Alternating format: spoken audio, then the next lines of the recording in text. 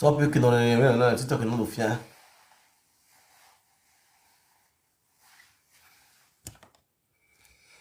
Bob, no vessel.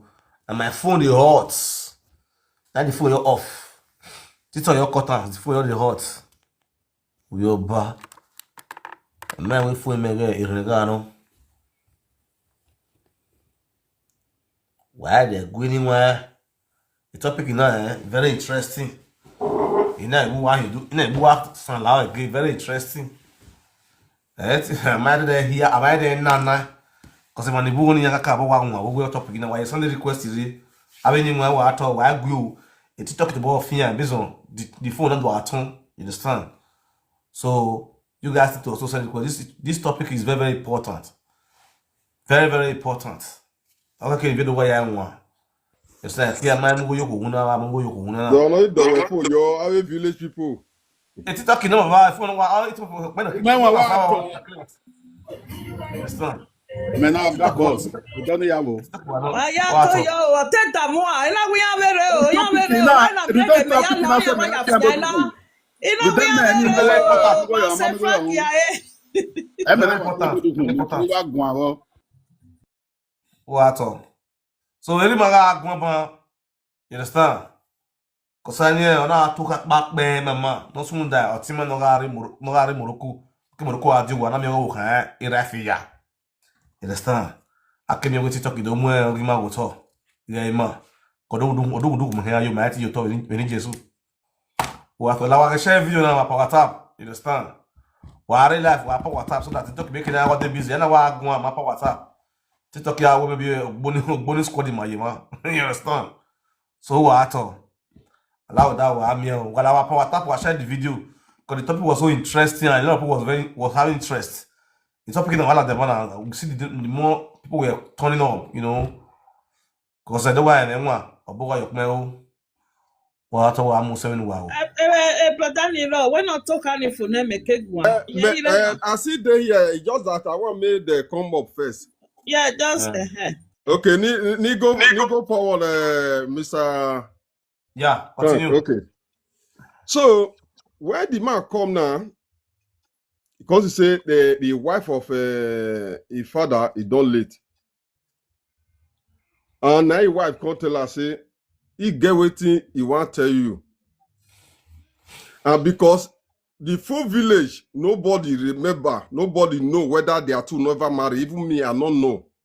Now the woman can't let the man know say other female or waiting they call themselves that time agree where he do something strange.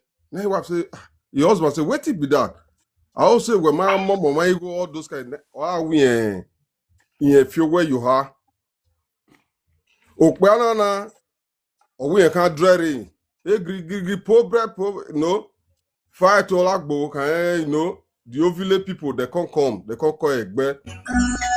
You know, a coco egbe can't come. They say, oh, Kona, wait till make you go do all those things, you know. Now the woman, he beg his husband.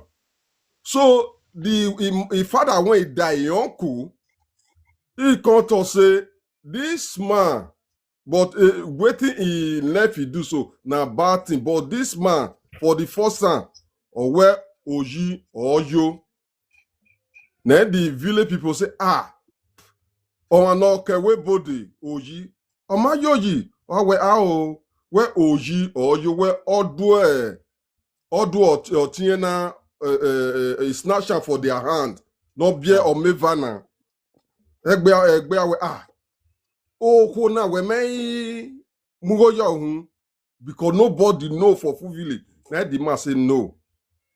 Now they let the man say where oh na mamugo yo where no zo where amugo yo ba ozo where a man now or my invite the spirit or my invite a where or amugo yo the man or can affect the woman.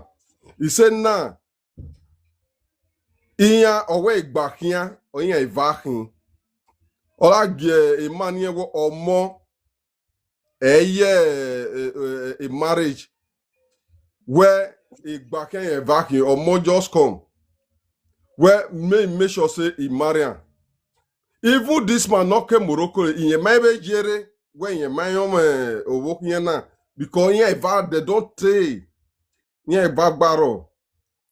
So even the man when he no out tiki si no wagwi, na the man can't calm down. Egbe join where okunama emugo yo hun. Emi no can ve. Emi no that is he not get wetin he will do. But okuna emi well ema. But no can zo. Owe akpawa amugo yo hun no ado zo. But no can zo. So only metade bawe okuna amugo yo hun.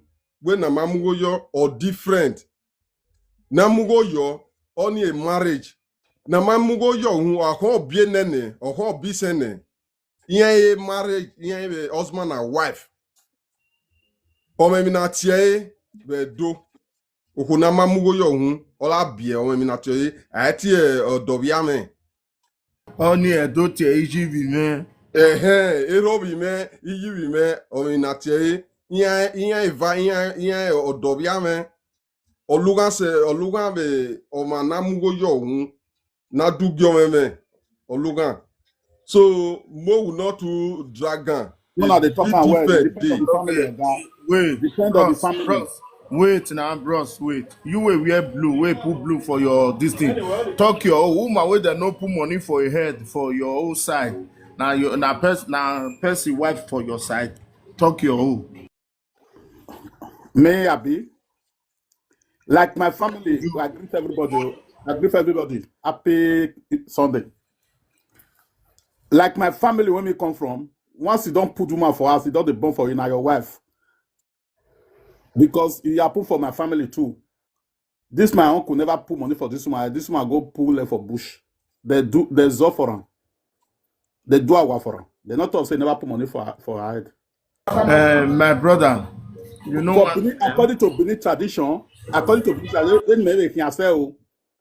Benin tradition, once woman don't they born for you for us, now your wife. She not get right, go to for bush. My brother, sorry.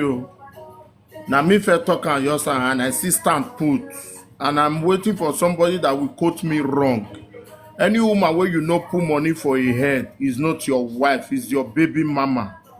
According to English, then why Benin go say Iji vime, Eri vime, Igbakian wahin wa doan. A family out wrong. A family out by my brother. A family my brother, we are not talking of family now. We are not talking of ancestors. Marriage is marriage. We are talking of Benin tradition. According to Benin tradition, you is not your wife. Once of Biano or okay, can I ask you a question? Wait, bros, no worry. Let me ask him question, straight one. Bros, woman where you no put money for your head, where they no put money for your head for our family now.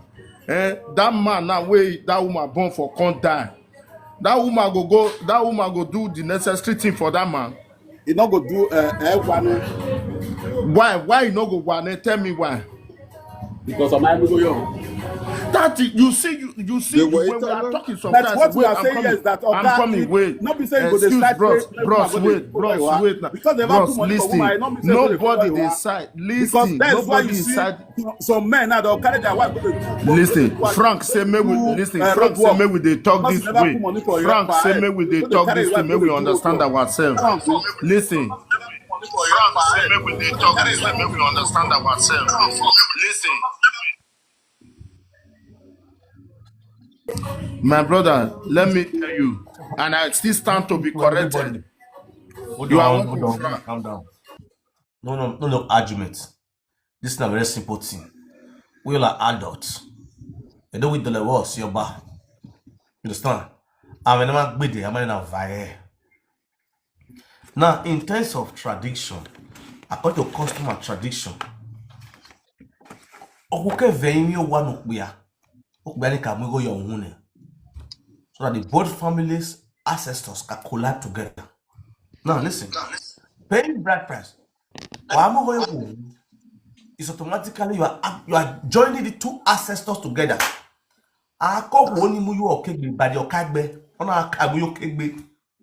ogenukbia.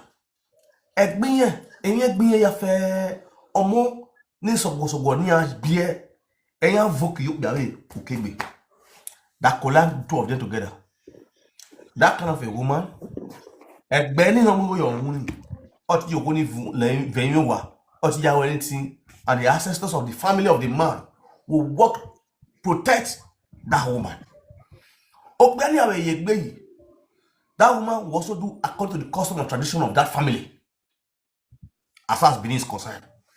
Now, dog be a man go yo hun. Wada yo. In every advantage, there's a disadvantage. Disadvantage raw, advantage raw. Take for example, I will use my own experience to give an example. And then I hear Uncle Minister, okay, you ha. Ona mugo yok ba we no general mugo yo pay black as yo. Evanike, it's a baby mama that will always play. But that's power baby mama ni akini. Even not the only one. Oh. Every month, not the only is the first woman that was stood up. Okay, I'm going to pay brothers your money. All the love. All I learned, you're here, you care kudao. The care the warrior. This same women, I'm not paying black price. You understand? The first one, I'm going to and I would necessities now become the first one. Now the remaining two, I'm going to but a pa get strong tradition. You understand? We be say they don't born that in wife where no are born like or do that boy or not 12 tell me no ma gba no or tell me e ma wa. They don't born that woman where for that family. But when they pack up by o no di only le megbe. Na ma go your money. E ma ko ni ale megbe. Awa. You understand?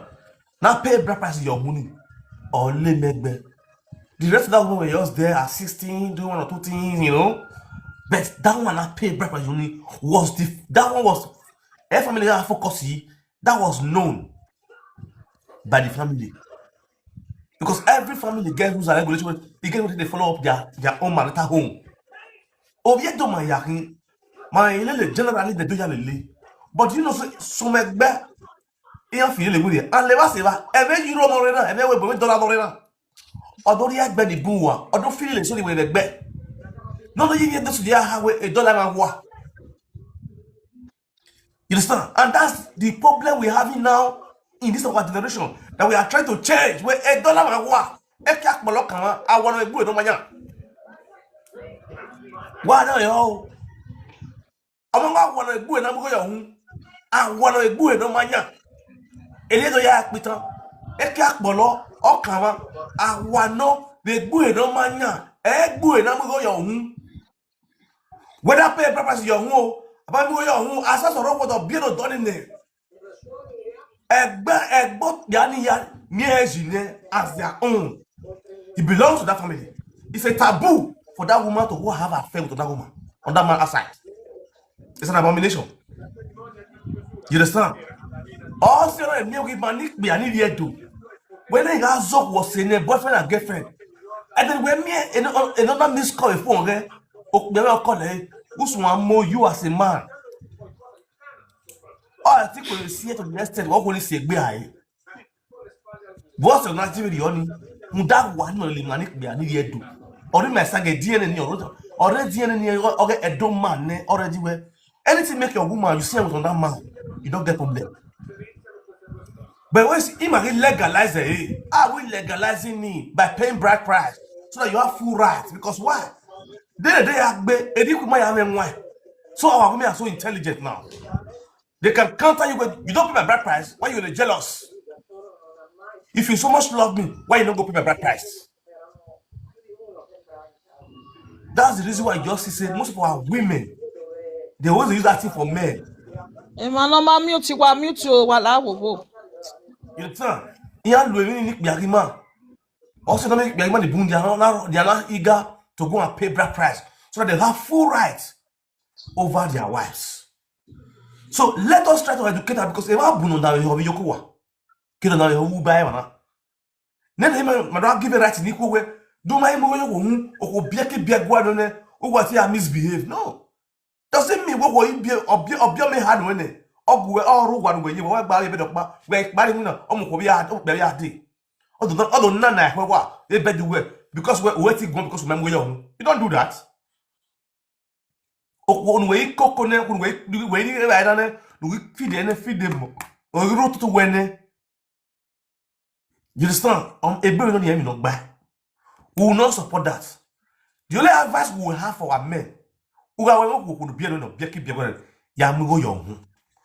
So that name we cannot bow we are protected. And yet, the when he are going to have Omana mugo young, and yet the way to reacting where I pay breakfast you go where are venue to secure your marriage. Or I have you where you or I have you where you all of you where you are. If you don't me or you where. Or I when you anywhere I don't go. You when you ask where koto. If you don't me or you where. Akura kuri where ya where. Or you ask more you ne I don't you where. Oh wow. Tell me no. That's the major reason why a brother is not pay your home or not very important. To protect yourself as a man, to secure yourself, have pride, have right over the woman, 100%. Especially Orena. Now have it in mind, already now, no woman now want to accept to go as well, then you what? And again, imagine you will get say. Orena will tell you, I'm a Christian, and even you what? Because when you are venue where my boy like me, they will not look this way. This preaching, here like especially this Jay-Z that we have today. And here you say, if we love you, if we love you, no, you don't want to know, no, Ziedi do you, I want no, you know, a kero bane, and I'm going to go, una look over, it's an abomination. And the way a cat bolok, I want Ariba, Bora Mazel, or ye Kirkakao, I want and no is near you when a kenne or that will also the act the way. Era neck name, or be doing here. A can we get your kiaine, a carrier will be a tilava. Or will you do a body that where I want to zoyos of battle. You understand? So it's not left for a man to do the needful, to protect yourself, to secure your property, your investments. Or when you will not be with it's your investment. That's your achievement. It's all vanity. It will tell you money working forever. On morning will be no good be it's your investments. All of you the way you are. That's the reason why protect your home. Do the needful. Why he lori ma wi unda ti ma re bo si ere. Owe na uneru. Ik mi am na sa no kweko. You understand? Ogwonu ewe obiake biagwa no ne. Or they use a family when eti afi where you are. Now let me use my family to give example. Men one day, if you ever have your who you are, no mo go your muru way. No pay bride price you way. They all married, they have kids. Maybe one getting, maybe one salary you. Can I miss my period? And now I miss my period. And that's you know that. You may be the be my guy. Why I man a corner? Why I want to come again? I'm not be. You understand? You know the reason why I sit down to see where I people here. They are so loyal. They tell me I not join married. They are so loyal, so respectful. I hear when it's you. Where are you? You never. You know what you have you who are it. I tell you what. Yeah, we are. No more lemon, no more lemon. And I hear me that. No more lemon, more lemon. According to the tradition, what we are doing, this women are always there doing it, but I'm going your own way. No one, I'm going your own. Now, another say, no, this yoke, I must break it. You can be me, I must go your own. Ina marry. If you are married, I'm not brother. More people will come, Burani, or Goliani, well. Making me a dream, me planning me yane, me arrange me yane, I don't plan for the marriage and everything, the introduction, everything. Wow, you know, oh, Papa, go near Marina Hina. Well, you're not little man. You man, when you're for the hyper, no, get the introduction. You only have maybe boy. You only have maybe boy, among the but, no, oh no, now my father now see me as his own. The same, when my father the same frequency because of women in Yagbe. He may be yagbe because you make a be me. You me a boy. You want the needful. Now, I am not a friend of the oil. Oh, ma. You know, I don't know why I mean, but why am I? Well, so what? Really, my father stood and did that marriage successfully. Do you know where? After that day, the person that ran it here were walking here. Or coming at your coming. It now become that woman. No one be many. Ni yakba yamugo young.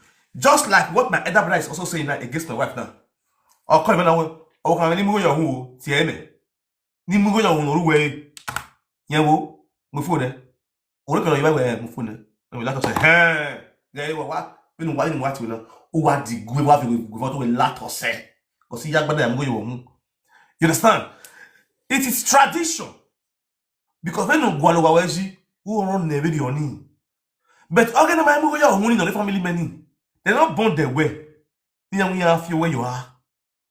Here when the family all of them will see they'll be on a done. Hey, I'm going to this is what we do in our family. Ero run arena. Hey, I will dig where. I want me lava. I will be a venia. I will be a runia. Kill money and be. Here to say we see any by we here. Here the money and be man. You understand? Those kind of people, here if you never did do it, if you not do major not do it. I don't see the family. Family also know how to handle that kind of issue. Also, not about every family have different way to protect the family here. And those states as a whole we are one. But each family, here we are one egbe. Egbe soro na gile. Wo e no ba yin ya gile. Egbe soro we to ni na yenye. Ya wanye. Egbe soro yo. Egbe soro ga mistakenly amenaya lenye ni ona kan no here iwawa ebu ai mo egbe. You understand? Ebu e odo mo egbe. So in different do okpano but ilele na egbe so gilele ona have different friend. So you now, where oh am I pay bride price young? Because of that, that's a lie. I don't know why you can't your back. Everywhere with time where there's a power in our tongue, the ability for you to speak it out and believe in it, it works for you. Whatever you ban here on earth is banned in heaven. Whatever you declare here on earth is declared here on heaven. You understand? So the truth remains for the men, Maniviedu. If you not care on him, pay bride price yoku. And now you go be bolu. Oko bi okpa o bi giver, o bi geha. O may pay bride price yoku. What are you waiting for? Ni bi ya zolo la diano no ke abugo yomu. Era mana iwune ayi pay bride price. Okay, ni ramo yi bi mo ni ari yomu. Ni ari bride price. And egbe ya ari bride price. That's an error. Una zo wo se o vera veje. O we wanu ya mugo yomu.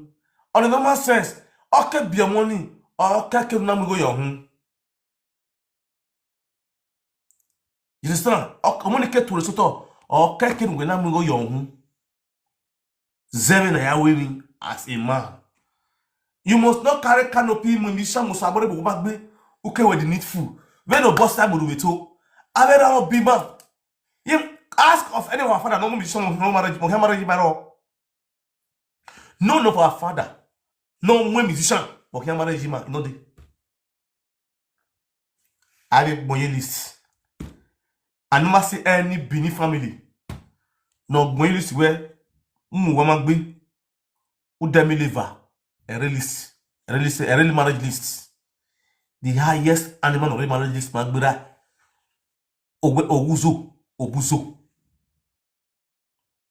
In a Benin tradition, the highest animal no release omangweda obuzo. Now recently na mo ekpize bai, mo ekpize mo ekpororo bai ya. You understand? So when you boss seven burrel, you go to where your marriage you can spend it in one party. What if you be ba? What if you 2 million be ku? Okunuli you go my young. That's an error. Ik be my way. Na ya think be mu. If you want to think be mu as a vibrant and a responsible man, pay your white bride price. Enu ayo ya bielene amu yoko. Can you imagine on the highest level that ebo ni rewona iya kewona pe ya mugo yo etimani ko wa mani rewona no he le logima ma le ni emi no gba ewa ogidi gan woni ma le ogedo ewa no tie you know the reason why you want us to promote the culture and traditions to the next level. You understand? So I go prove it na put on down home all you can agbe o man make na understand na we go na feel where owa biele ne wati wa as a benin wati wa biele home go yo wa biele si ya okay abi. No, it doesn't work that way. It's not done. O be do accept o go biele ne o ya okay na they buy pay bride price. It's not done, it's not accepted. Paying of bride price only why it's a separate things. O go ya fear where you are is on that separate thing. Before you pay bride price you go whoever it should be one. That's the only way that marriage will last. That price will not be returned. When whoever na kugbe, our tradition with the people price. Madam, marry me. The latest update now was soon na. And yet toast on yana. Madam, I just love you. I want to marry you. I don't do you. Want marry. I just find want to settle down. Want to settle down with. That's the latest update. Na ya gboko ina. We have sale sigo mo da ina. Wa promise to get marry. Wa nyuhiro wa yipo wa nyakazi wa gbo we le. On your update ni just you know. What's my brother? Oh, my brother.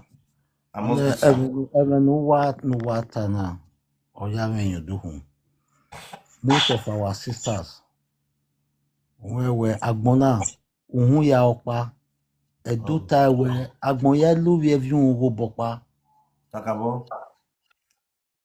Worry here because it may not a marriage, a listing na really when I could increase herself. But so palo water when I want to know I can see but so my waru motiva wari ya wari awoke ya otimwa na wari no dona ija awa we palo wa amamuku amamu no wa magama we and that marriage there to next tomorrow.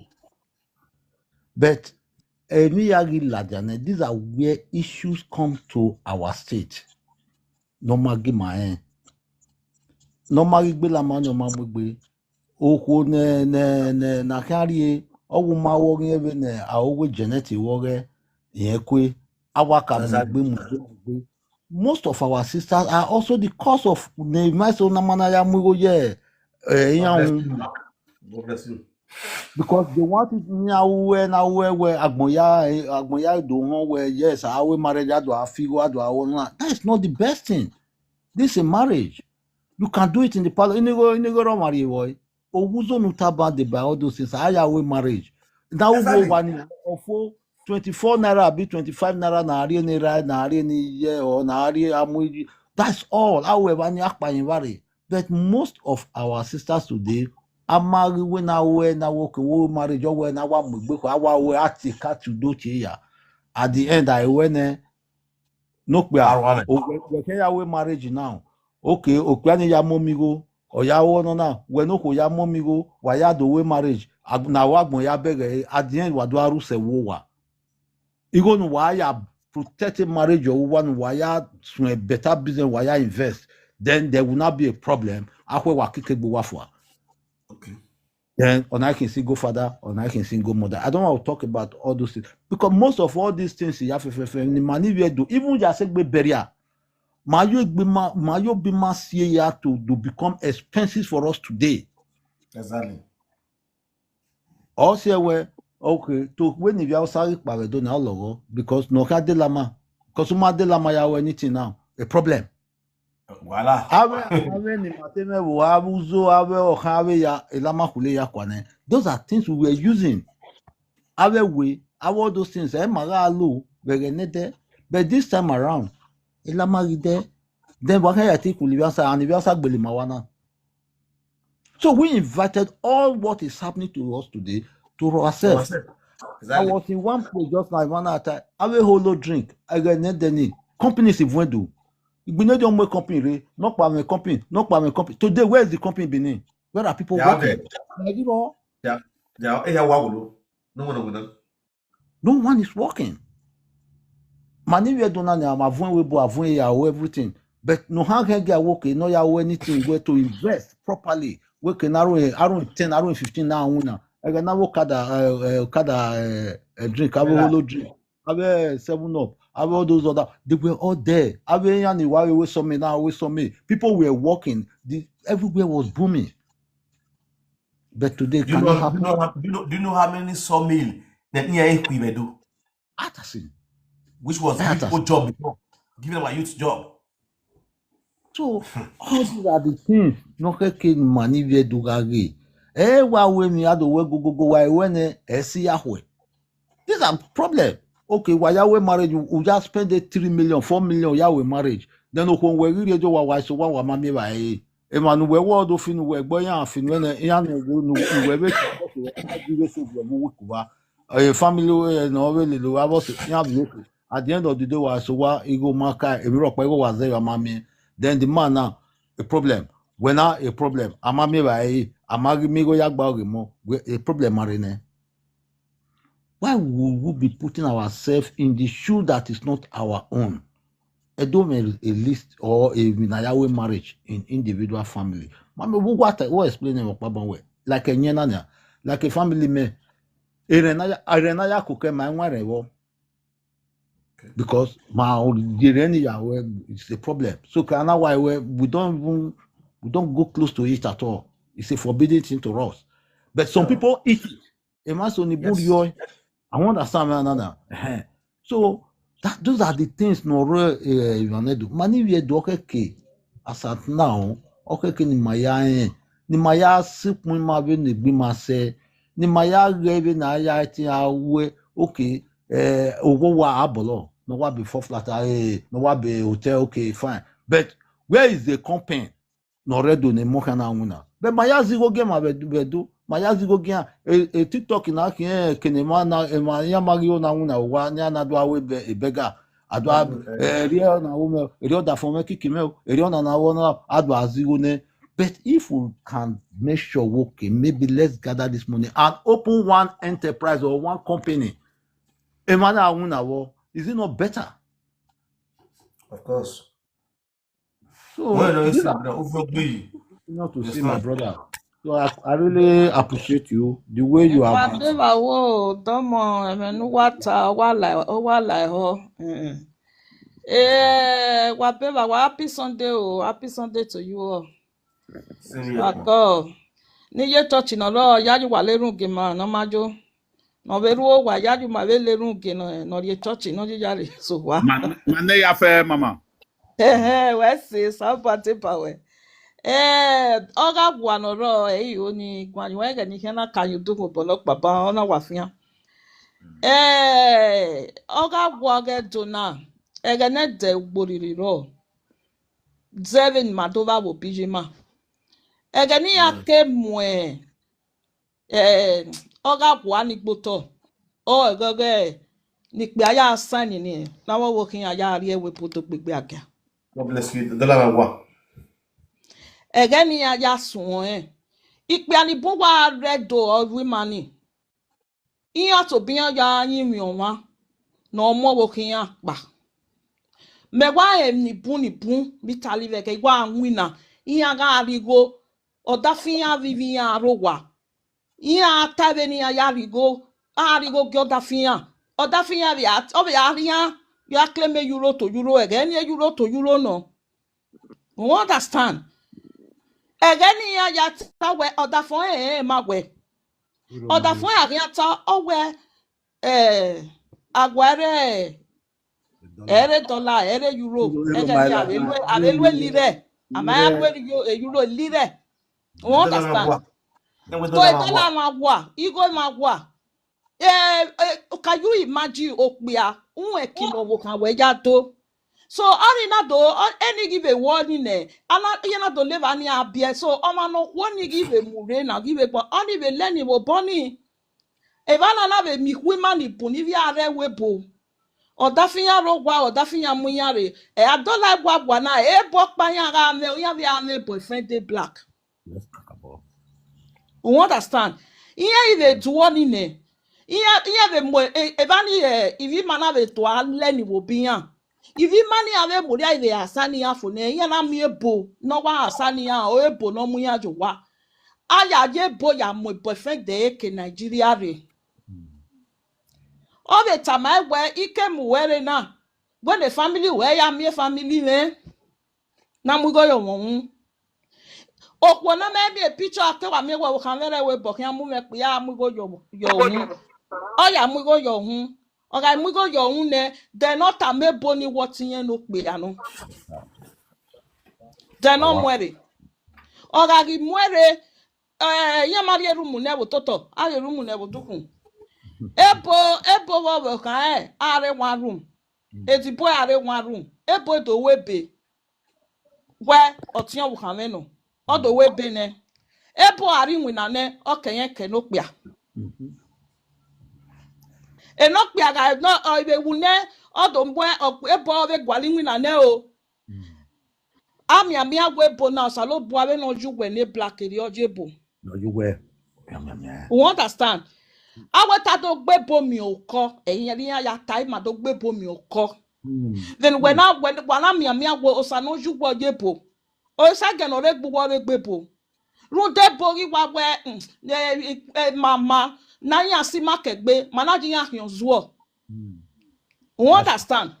Also na mi e dene na iya o ha gwarokparokpa no mu ya ro because okpeni akeduwe any na even do supply ne e ma be no ivere e ba na mie many black na iya na be black nebo Italian wa be black ni bun nebo left for hospital you understand nebo we do mie wo keke we otion eni emure ni eze de otion e okwo we do de ebo we sia nebo muigo na muigo nebo mu ne oya ya di moto ni boyfriend de black you understand okeke arove do ve ope okeke yive mi ya ifele ne ana do ye bima ebo na do re fien o ebo na do re fien o ana do mi ewe no bia wo wa se for fien ma ebo wu yen ma bia wo wa okeke are ebo we do yen obie wo wa. You understand? Okay, no what where ya mi we no me bovega ni agiwe. Ya give me ze agwa ni me ya wo me bove na on me black. Wa la go ko ni egbe wa go mo wa on me bove na on me black. Va ya on me black here, va ya on me boe. If ya to is give me ana me we yo bari to tami me we ge ni atalele we. E na we gi atani makame e that to go e no ya wo ge o ha no mu me ni wo wa. Why ge? Oh, ye be mu me wo webu. Why ge? You understand? Okpe no ga bua na, okpe no gi fo. Ya se gbe di oma wo wa, ade ri ma no kwa. Iya yi wa on ne go wo kon fi yan re webo. Yi go ni ga ide ne ye gi ma kwa. Ke di oma ke ya gi le nu ni ya. O bo aje bi ati o wo kan me be fo. Wo kan me o wa ba, mi go nu ri ere wo kan me. Obo kan nu weti obo kan wa no kwa na ti obo kan we na we go ge bo be ke no je okure ro wa ni ancestors ro wa ni. But sister wa we do mi ani mani buni do kini iya ri wo be na.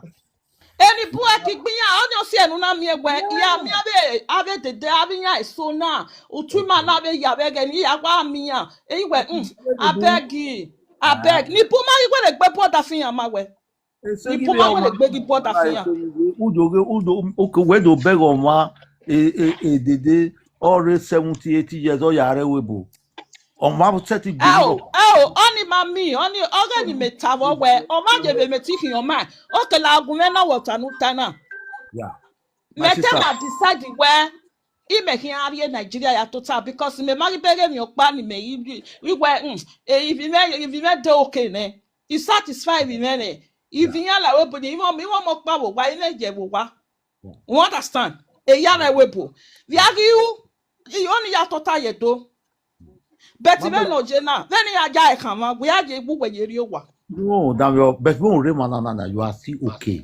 But you will still see some of our big sisters. No matter they okay with Webuna. Yeah, suffer. Waginya no ma de okay no hin o ma, no hin o moja. I get it everywhere. I get it anywhere. Okay, the okay, Giovanni. Why me Webu? Me kana. Waginya no ma, iya no hin o ma de Webu, no se Webu pe. Iya do hin o ma.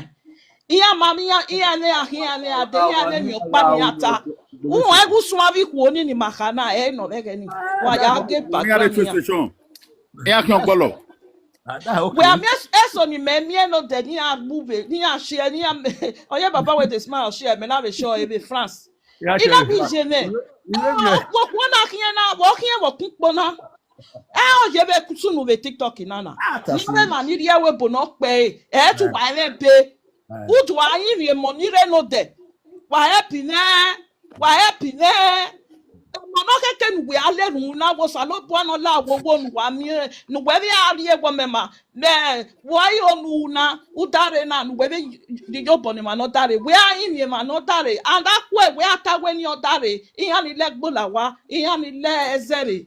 Adi ani leseni ni we mu gboto ni we e flight we yare. We amuri okpan lati ani ya wu yo bo nu we. My sister, I know one wetana. No, ya rosun no si mani bungoto. No man, understand me nana. Mani pe ani ro. So ya ma oni ayobo. Understand me nana. So ma oni ayobo. Ikwe mari anya wa pa. Ikwe ma mari anya wa, brother. Ikwe mari anya wa. What's here?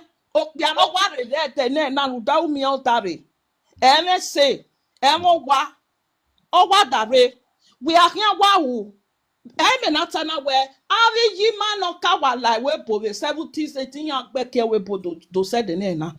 Because in have do wa fi be ki wore be ko ni na do mi e wetin am okpi ade yu owa. Ya mo young boy ya do yu owa. Ya mo ago ne. I guess say I ne vaga balance no or more. Oviere but eruni nani avegeni iwe benu doviere na muju owa na benu we to death to us idea have dog wo be asa. Exactly. Because abi yo meso aweni iye kagwe inegbo mo ve ni ana aga we davi nebo o wetin e mo peti o lati si gije wo wa iye ri ge na gije okuke o we areva o wa I know where e boy ni o wo viere ni ti daddy asa wa wo wa. Okay, guess ina be to learn.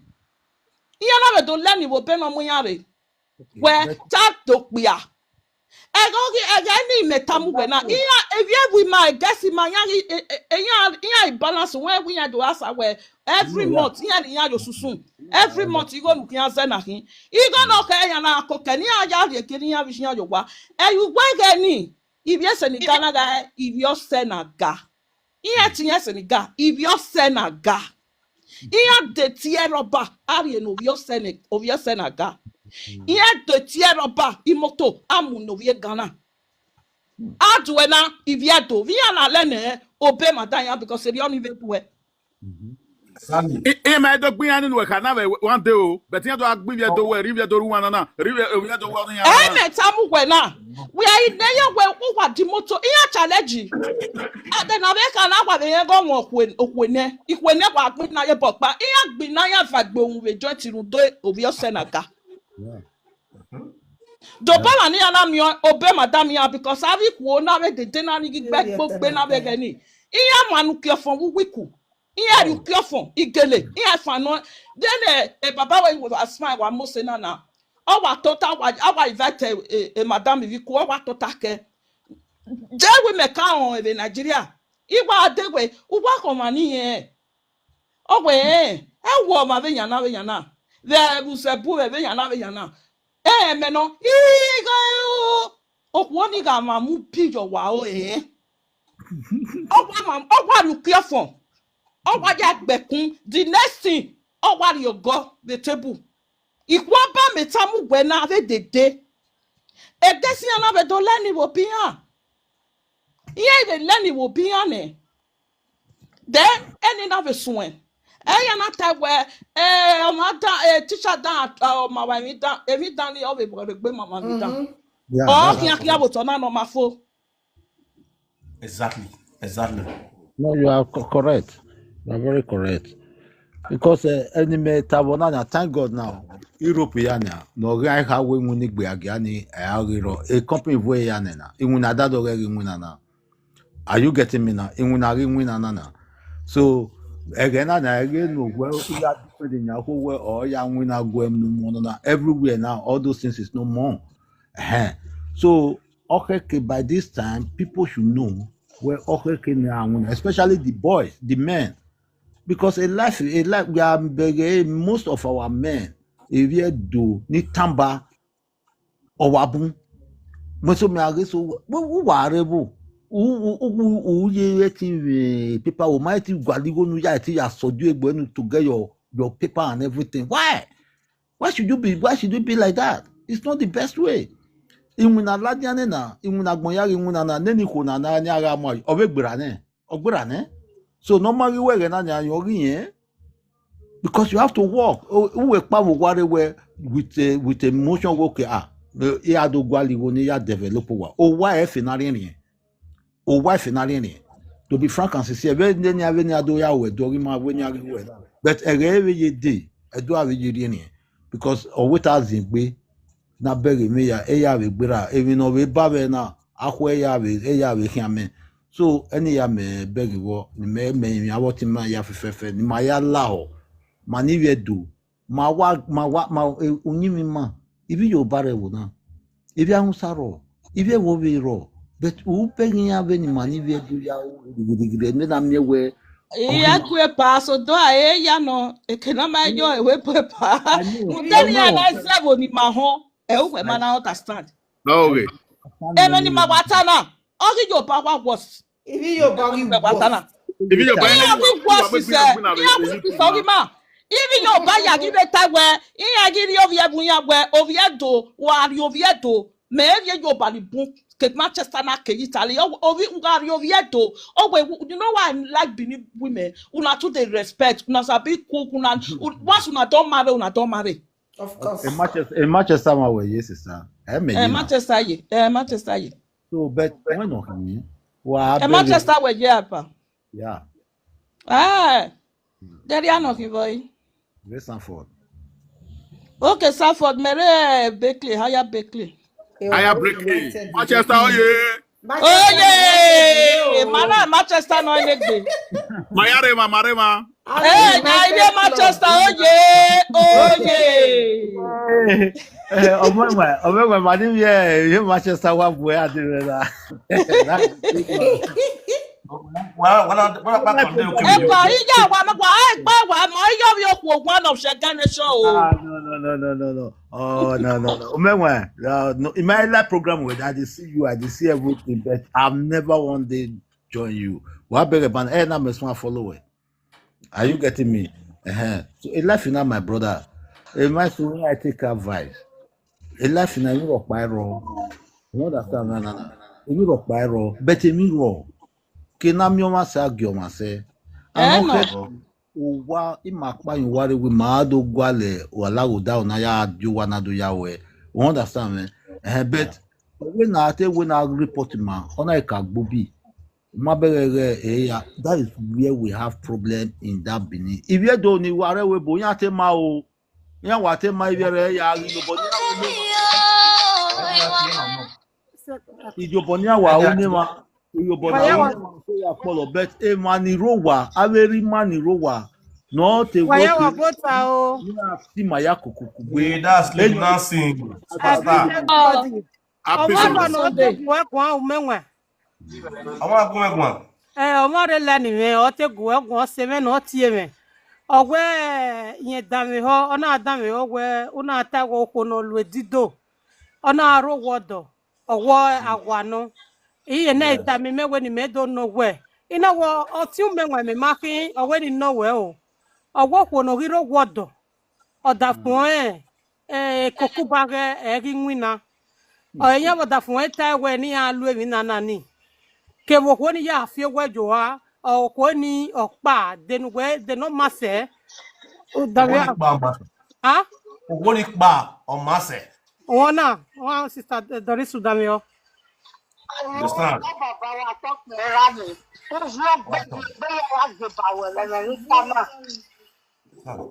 Ogoni pa on mase. So no bwana gi ma you be marry in my ideology ne. You understand? Because on my family so in a feel you have your affect money here. How we affect you? okay You understand? okay no elwe kokuba no wakpa No. It's not done. I hope we are not married. Egbe. Any egbe we are not married. okay ogwedi le no we egbo pe averi nana wo ko ni ari yata megbo we eki otin wa ri mo Lower ni here. ogwedi ari yata no na do Èmi no ke no ti egbe yi ni. Simple. Èmi no ke ni yen ti ke egbe yo da fi yan yi ni. Bo ya de. You understand? okay Because this is oda fi yan na hina. Egbe na yin marry. Èmi get sun do pe na. Yen no ko egbe ni yan no. That's true. Yeah. You understand? Okay, Èmi yan no so pe na oruru yen. As far as o dale o broda ge ka gwegwan o redla ni me ma okay gwan the woman is still married to that man.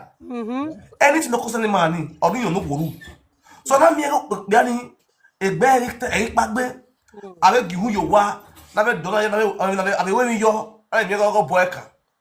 Abi ga alukun e do yo, o ma de yo, aloge boyo o ma de yo. It is better o ti egbe.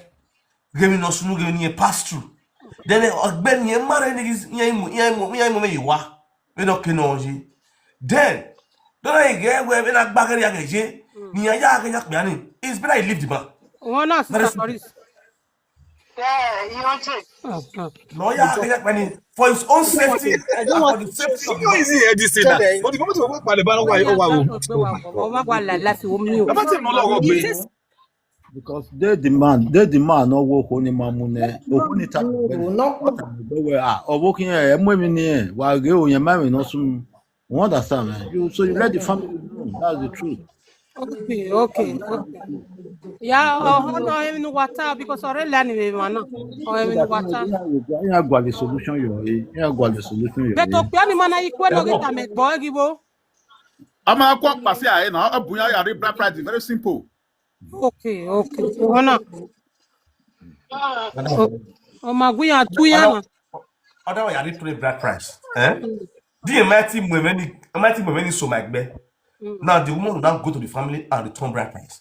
Then the family will not say, what soon? No who die we young man. You understand? The family will not ask question. Then the woman will not bring out the reason why. They will not say now we young wa. Yet ya ganya don't you wa. Hunda we egbe ipagbe. What ya de? Gaya do bi o yo what soon? Egbe idokin oda okame zin egbe. The ege ni ma. Ni ma kiya ye. Ebe no mu na. You understand? They will not call their son to order. Oh, you know what's that way? Oh, how are you going to do something? They don't think they'll go. Then the family will not start working on it. Then we are dogging out on then the marking on the year it's walking over man, in your winning because I go back on here. No, he accepted that price. No family will accept that price from the woman. I'm in your winning. You understand? Again, your money is not the pet. Don't hold in that gilly when we are in. We are gilly when I say, yo, you be a it will stay with the man. of course You understand? I can't even now, and we now all go around because I don't like a o mujane ni ve gwan yo no na mujane ni ve gwan yo na o pe ani na trito ko ni se ege ni ana yo ege ne kia na ama ona ve gu o ko ni aste o e kia na ve gu ko ni ave stay Okpeni Yes. manaka omaka mi eyu omaka mi eyogede. Iya wa paso ni ai. Okpasi aye, o understand the point we na ona is Doris. Ó ti lọ. Udami ona. Yakabo. Ona ka madawe, emi yaka ama. Ona madawe. You have the right to stay. Omanaka ama, you don't have the right to stay to suffer with it. Because if you so raw, umwenwa. Okono ga gwa wiki ya je Nigeria kinya ya wokuwe. We ti do mokuwe yo wa when money jigbe when I stay for 3 weeks. Do you understand? Okpanometi stay for 3 weeks. Ona ya love ye kokuwe. Uwe ya mokuwe ye igbe e wokuwe ni e da mi rokoroppa. Do you get it? Madam, idene Frank Mundia, madam.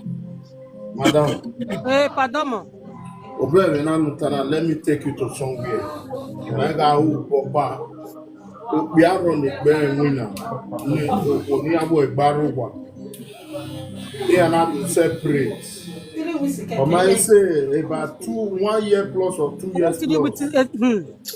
Idene obiana na do alelo kuowe. When Yeah. obiana do alelo kuowe. Obiana when agona na obiana be oye biele. When we panu ma ne etimani ku eso ebe ta. The condition, the you know, we can pass through a book. Everyone of one we say back does not mean that we're a winner. That is another thing we have to know. Okay, for that is it. Pa una e very only way gwe pagbe no kwo we. E pagbe no kwo no mare bo gwa so mana so ibi ye we no pa. Madam, where Awo no me mani. Madam, why can't you say let the woman go? There is something going on here. Oh, that's not even now, Madam, Damio, Madam, why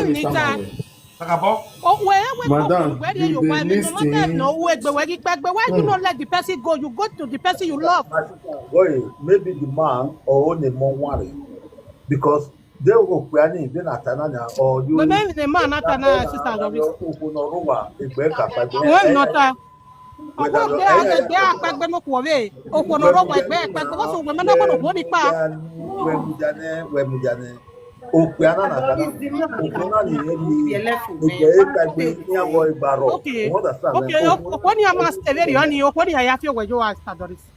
Do you know where I mean for woman now? Are you getting me? Oh, Piana, I boy, Eka Kapagwe, Yakunaro, or Dobiele, or Biomo, Biomia. A mama, a very Pagwe, where Okuna, or why you might go or what Yahoo, or why you don't wear to Yahoo, or it was only at the end of all the backfire to them. Because if when I mean no trust, they can do anything. The way you are going, you are not going the right way, plus. Now, come on. Let me tell you one thing. It happens in UK that I put in that try to make sure the woman. What damn yo? Everybody mute your side so that the woman can now understand. Because the woman now this woman, I was hearing matter what ganya for her. And that point on saw in the UK money. Obviously had the money. You understand? Here swinging here is when you want to go out. Now, a big pack back be a pay hospital where you do a matter operation, you know. At the end, I'm looking to gear a big pack back be.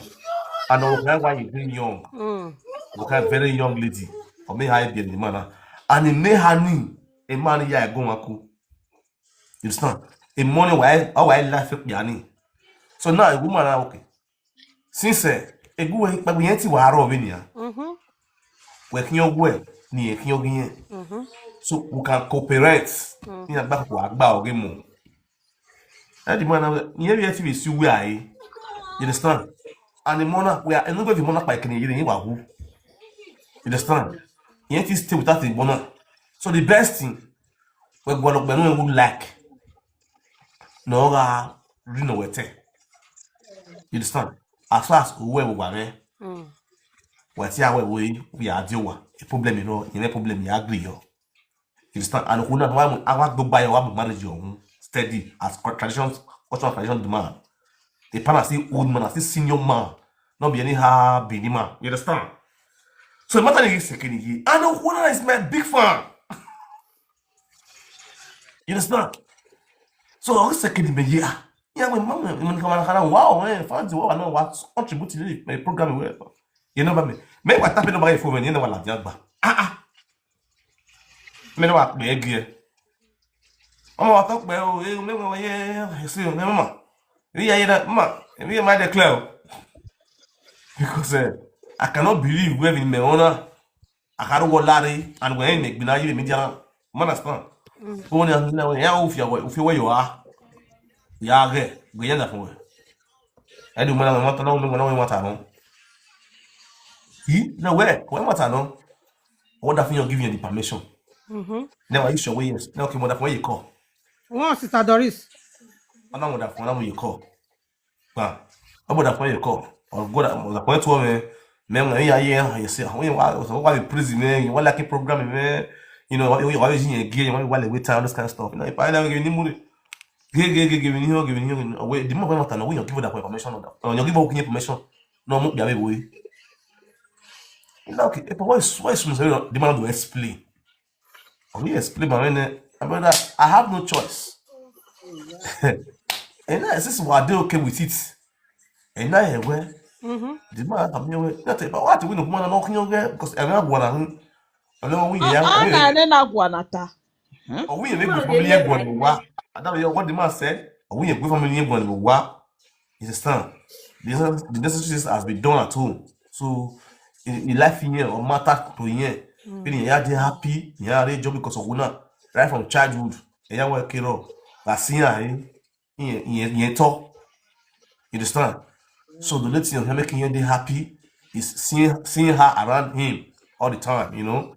Don't know why you when it's that's not that's our own business, but you are there, you know why you are cool. Okay, no problem. You understand? Any other stuff is not. So it now depends on you as a woman and you as a man. Why? Oh, one way the woman must love the man. Because the man was so good to the woman from the beginning. A man and a woman like UK. That was the reason why the woman so much sincerely dedicated to that man. No, not go wrong. Despite that, the sexual aspect of it all, or you are going to go. But if the man is buso, you have to back up boy go here. The bin have you have fine boy, ask the rasiri, or Konorowa, a quiver, a quick mouth in Norowa, Aviano Norway. Okay, I'm with you in a way, or I'm going to know what day. But what do I think better? Eh, we are quick, Manik Beku. Okay. It's not. You have a big air boy, and do. Who are on the air. Who have you given? We get it like you are. We don't we are still. You understand? So it now depends on you and the two couple. If the love is there, if the sincere love is there, the woman so much love this man was nice to the woman, and the woman was also nice to the man. The both of them can put hands together. Ota we eranek mehin obidonye abiji man de. In abiame ha me vane rima. Irima na je gbeji. In aro iro ni rin tin ogiwu domiyan. In yok biabe be nyawe. Those were the old days women. But agboro ni marije na. Enwe lagbalagba ni yomo ni ve. Agboro ni marije na. Yensan in ame period fo negba. Egbe ya so ya ken. Awo ti yan evolution. Baba yo mommy Doris to alalu no abe.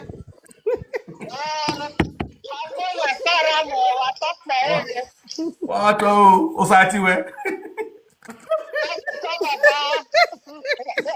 Alalu no abe.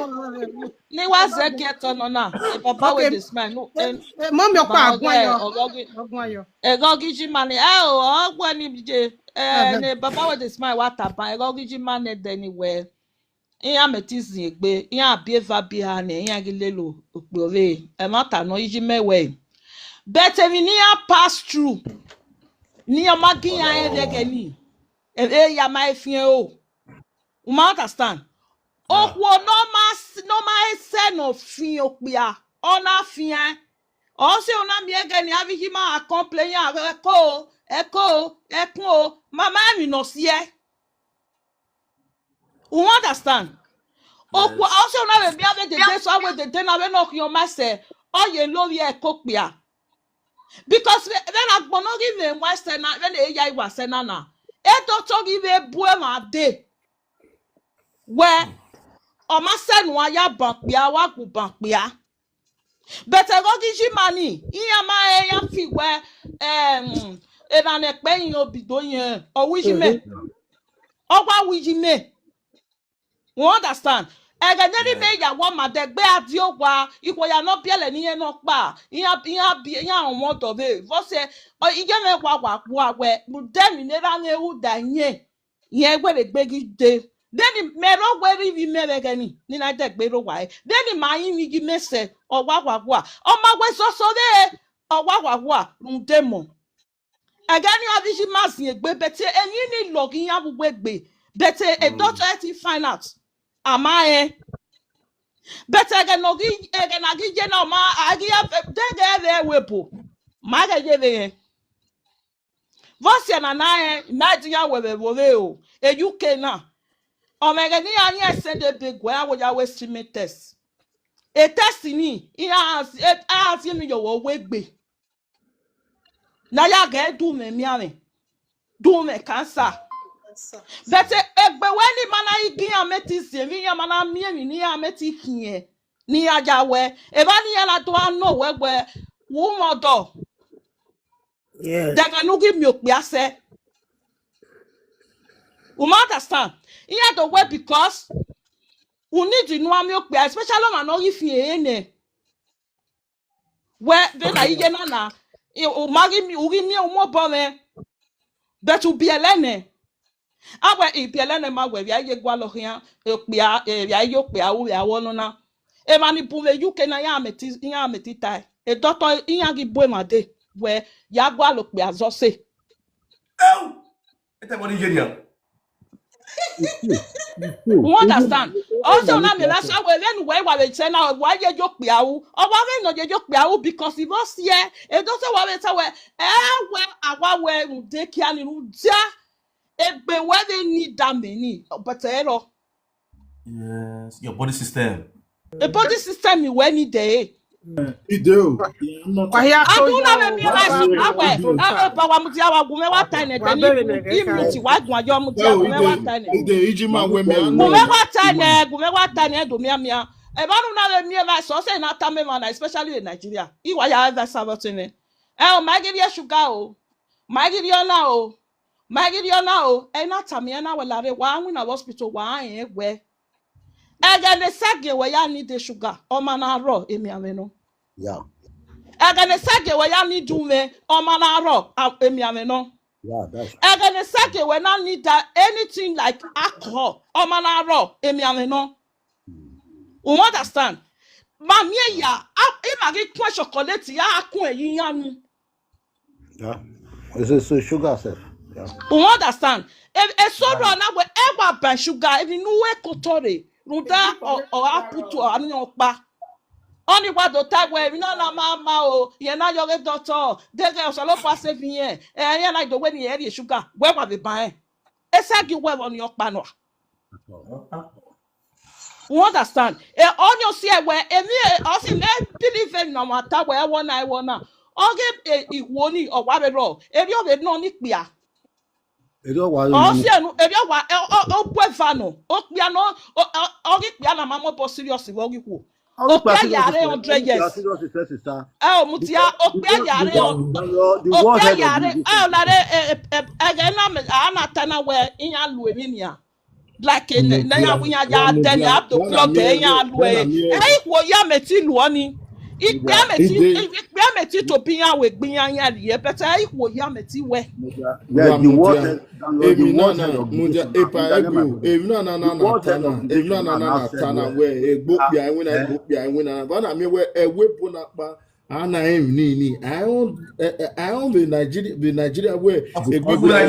where my brother. The communication is not there in Nigeria. Nigeria when come away, the World Health Organization now said where Okpia when some of our men are near satisfied home, which is very bad.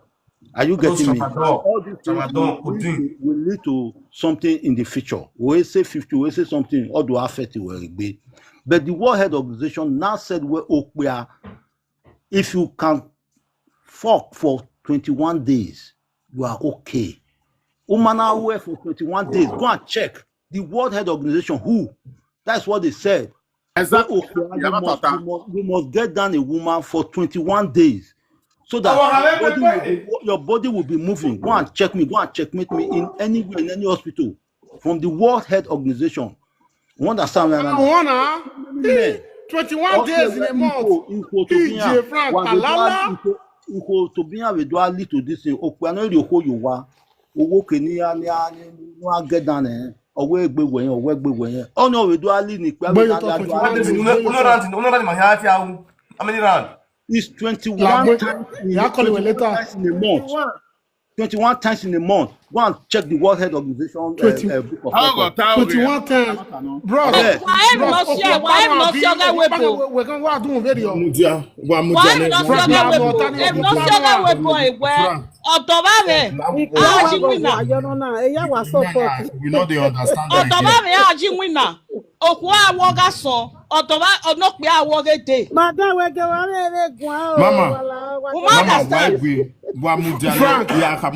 21 days in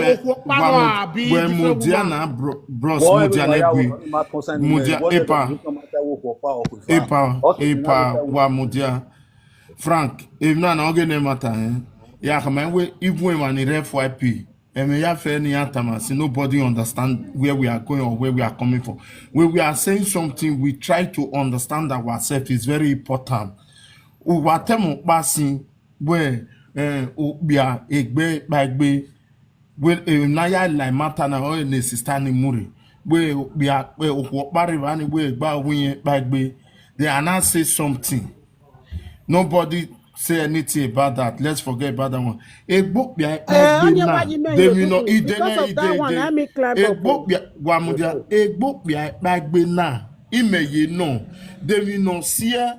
Nana me we na ma ana wan we book is not common like that in where we are coming from. And we are not gonna egbiyan waka bagbe vinya roba.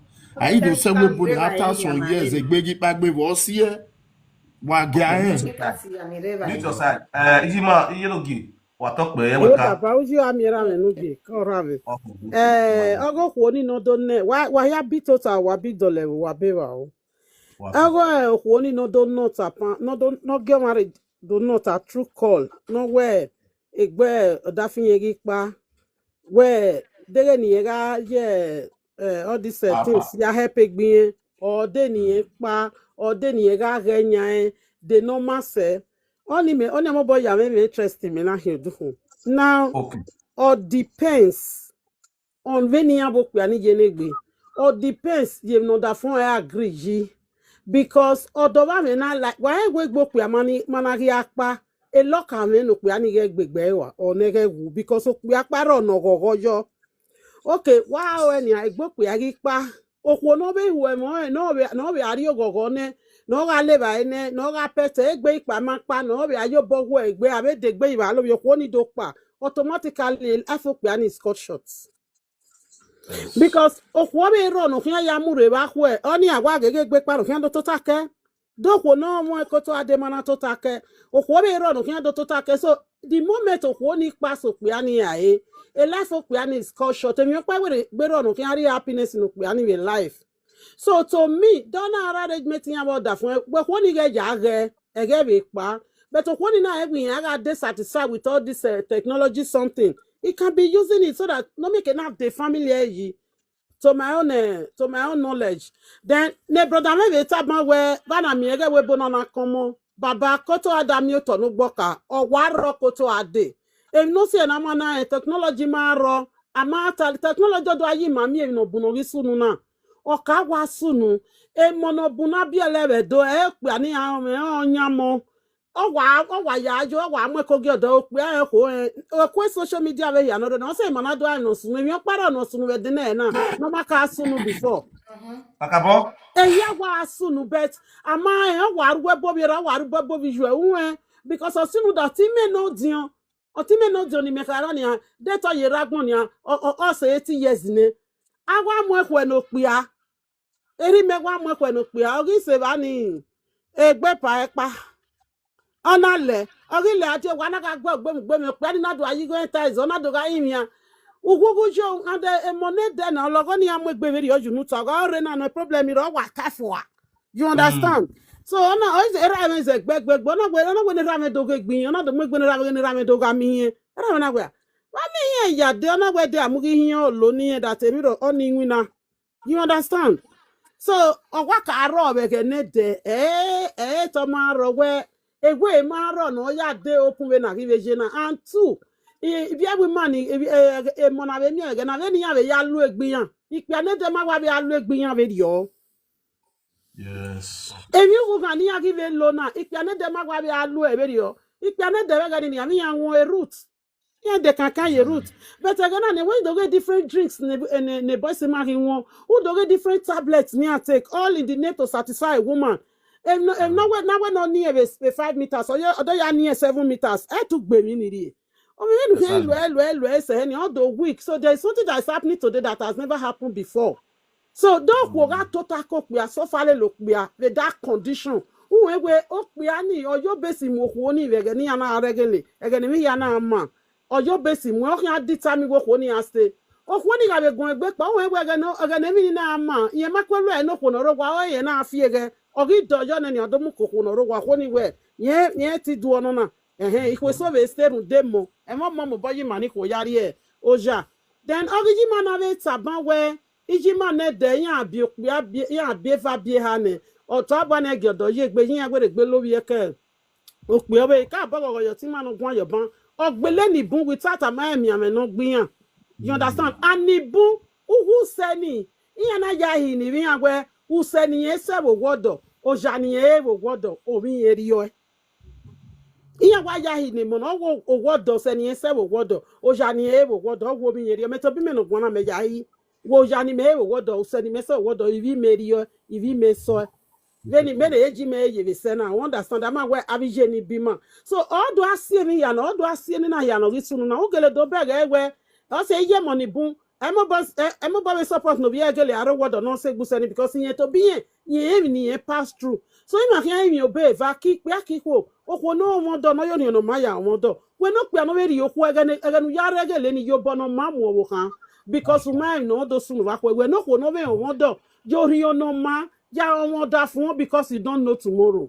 Yeah. Today we determine what is going to happen in the future. Don't why suffer legbe, do why suffer legbe. When we are on megbe, we can determine the old age. So why here be wa be total. What for me? I really appreciate. All family na tawa mo wa ya ti me pa wa agbi. When I ben make jere mamu go yoku no ma hu a tradition don't be a good mapaje you need confirm wa agree a tradition don't know my brother mamu go yoku no ma hu okwe fauri my brother when like some of us una me go uka mu yo umweko no hone uka do mu go yo hu umeti we ni ke bet ero mo migo ero mo ya pe. Yes, because you can't necessarily yes, ero mo migo. Wanda samana eri ma yawe wogi ma o ni mewa because I would do bien or do when in a we give me go a problem do lever wo ma mo go yo hu o we ni cat ya mo gbe yan mo go yo hu but ero mo migo but o ga ibiene adori go ni ini go we not 25 naira be 20 obviously baba damora me era mo amigo iya mo amigo o monitor boy go na we mu no monitor boy amune ibiegu amigo anything ori tie igo na ri mu negbe ami o meti danyo meti leba in form of introduction. But when you get domigo muhomo, nera domigo muhomo ra ni biegwa, domigo muhomo ra igo na muno monitor boy. Ige nena amure amiwe. Rakpa. Okay. Egben me kewere o Marie kita beta koko kita we gbima. Oni mewo. If you tell say ya wari kita, if Marie kita beta akoko we gbima. Wa mo kita like gbima 21 days owu. Una wa do koko kita. Family, that one depends on family, eh? Why go Wamudia? Obege, why go? I will still take us back. Mi paro, ari platform one now. Ijima kerima wala wo. Maya feni matra ni ma temi, ma itemi ni amolo gbede ma ni dami on ya understand. Oge gbo ya bagbe, egboko bagbe. Ama ezuze yoni otimana move edugwe. You can see the thing will confuse everybody. Then you know see an big piano bagbe no kapagbe but see okay can emani have a game emani race situation that they don't want to do. Epa menwa domo wa bebe nege kai. My brother, that was Now it's a memo pani abeta yoge book piano bagbe. Like a mason negbe take pa ugben so dona swan develop diabetes or waka bo isunu we egbe pa. So ugben so be yabe gba o be yabe we test no get data develop diabetes because most of them both Nigeria and all eyan ga ame diabetes odo a logo egbe ikedo apagbesi. So oni mebe yen bo. Wa ya wa domo. my brother, my baby, welcome. Oh, yeah, meta, bana wa mi ikita na I want my soul. Yeah, yari hard drug. Ni aya ni aya make na ya mi ohu. All those are some of the contribution of CA. And two, instead no ayari hard drug. And I want money who see ya we ruwe. I work on a heregbe yemu. Eke na wono na. Wonda samana na. Then okpiani na odo aro o gwalo han o we ka hirigbe but e kan okpiani o kan ya wo han e kan ya fian bai and that is why most of our brothers will now be looking for hard drug ni ado no do seeking ado war which will now cause a future problem. So instead of that one, our sisters, you should know walao wa happy manikwa where at least when it about it's 21 days in a month no can get down with a woman.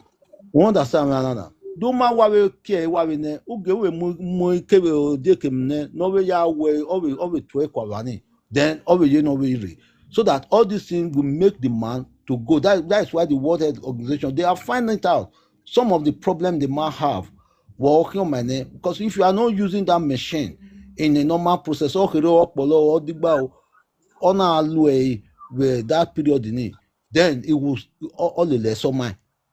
So really why A pound. Baba nige no we nana. What of that way that 21 days in you that na be back on your na be yakon yakin ma infect Oga kon the only my concern in me because it's a one of do. Let's go there. According to what my brother said, bro. According to Timataban, what my brother offer me, you understand? I can not be able to make a cola beer. Ekaya who, Aquaya who.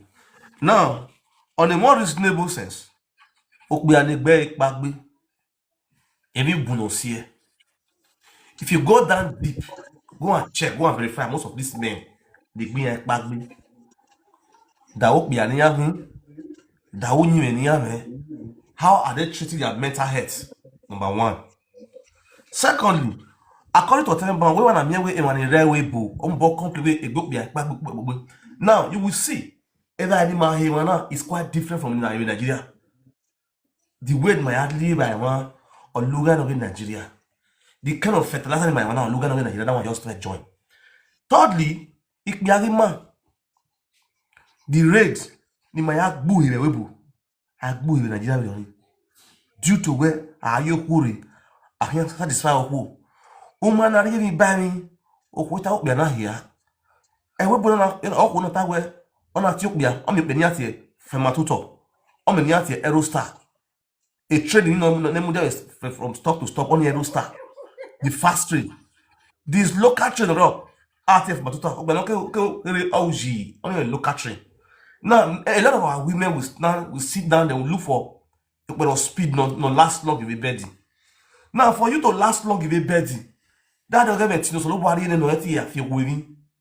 Since when we hear the Korean York, when here I can boy, won't put my book behind. Okay, I don't do any banning. We will all think about the advantage no who are taking away. We will not think about the disadvantage based on the mentality of Africa. And then are you going to continue taking drugs to sleep with this woman? Most of it, because many financially they cannot continue buying tramadol. You understand? Because every advantage has disadvantage. So now you will see where any affected bianibu. Who know what the tramadol? I want to go get the tramadol. Who have given error? If we are the tramadol. And so we are 100, 200 millimeter, the highest grade, just to make sure we are satisfied who. Here, me and the next way. It can't go. I hate to nobody in the way we do artificial strength, and we try to add to that bolasso. So you can kiss me back well or affect you. If I make me so, if here, if this will book back here. O ko na ari problem inu na mo gogo wanuji o gbo bia kia o yiki be go down e ke we wa mu gba o wa ti ko hawe olowe e ti pagbe because happiness iro wa ni o go ro emi bu no ro wo wo e responsibility no ro wo too much gbe e ke bia ya we ipa ni bu ro e goku e ha we po e ha stress ni my pay e ke wa no we o ko ni ati what did happen only what did happen. What did happen? O weapon. No, Yahweh in the boom, a care wabby. When the guy you bomb my say, when the guy mamma say, when the guy gaga say, when I cook or bonoca say, oh, you can't qua. A can you don't. Let you take a time, maybe 1, 2, 3 days, then you go that in office head. Depression. God bless you. We're not depressed.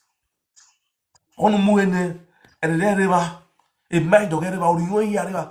Orion no eko no nwa ko no rie aya uri o me wi ya ya go hu egbe pagbe ono pele gbe yeven ipe eso ro yin o ko ibanu ama ya gbo wa ekinya pagbe you understand.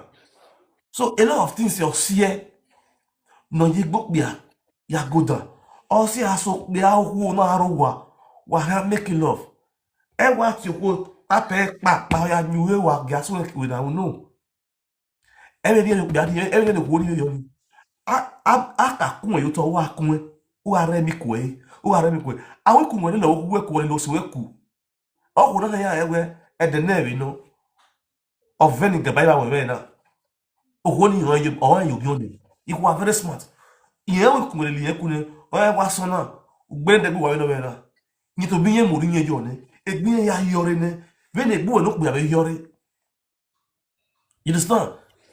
And the way okay, what did we are okay, what you know, yes, of course, we know who no more problem in that for who can know I won't be on the looking without being a Mario wa anywhere we bars books, how would you order for the money how you be the money be made the life all like buere. Because don't get where you are not in Nagi boss. If you marry in Nagi, you end up in the beer parlor. Or what how another? Well, but like I don't know why than a stranger. So most women, this thing of a see, the more you continue doing this, you cannot know that you feel this in way. If you see a cake back, or that's what you are done. So okay, can you marry your money? And the by drugs that you are taking now. You can't even assist. I mean, one of many years, not 3 years, you even preach. You better take out this hard drug, all this tramadol, everything. Or Bekia. Papa Ingwina. If Bima wa 7 nights in a row. 7 nights. Or what from UK now? He have a way security I was 7 nights. a security umu amudi abason u amudi anedegbe o ha gwevie e breaking wa veri e breaking ma a veri e wana wakugbe ve ni ma veje ma ri wana wakugbe 30 minutes 30 minutes. no aya we 4 hours 5 days no ye 2 days we where you ga na egbo e mami passing now e you can now that way opportunity ro any hours wa meti wa hours so fanu meti we also na me so nya working na ro wa lo ya guy because they don't have time to check themselves in winner with a lot of a Nigerian money. You understand? Where nenya where in winner na where una when na your ball kanya na where did they show yana where did they show yana where yeah patati be a gesture where protect oh where they not even here where oh when one winning winner napa yari jata me doctor where who where yana na was see no one on winner hospital I think we me because e bona no why na ema no why total why listen to emi no ri egbe ebo ni opa wa na emi isu aya ti e do e kesugie abi nemi Kenesuki. ekele kesugie awa tai former nenemi diagnose nenemi eso ari kun no se 30 na wa kun ye mi na upa we no do gba oge we ma gba oge gbuwe o se no na me we emani buna na watana na iya ma we na be Italy mana no we Italy na once training iya we no yari so rejection or expire who Hello. get baby renew you understand any bu wa ro ni wa win na we ni be me wa me kikpa kiko ni ni wa re we so fa na wa win na Happy iya re Sunday. Good afternoon, iya gba everyone. oge gbiyan you understand even now ama when we kun Good go afternoon, man. sometimes get it Good where we are afternoon. calm down. Let me contribute a little bit. Now, why we mama call Bava. As a medical professional, I will contribute in that aspect. That is my field. There are many reasons. Okay, many as you know has been said. So the in the medical part of it, when the book contributing, for example, like high blood pressure, blood sugar, high cholesterol, and the way we also use our body, which the mama taban. You understand? So my feel where our body system is same as the Magaje of Africa. Many of us in this Europe are lack that vitamin C, vitamin K that we get naturally back home. We remember we go to farm. We are no 70 years, no 80 years. That exercise is there all the time. My setting warning. The weibo. Our way we go to gym. Gym is not as natural as what we do back home.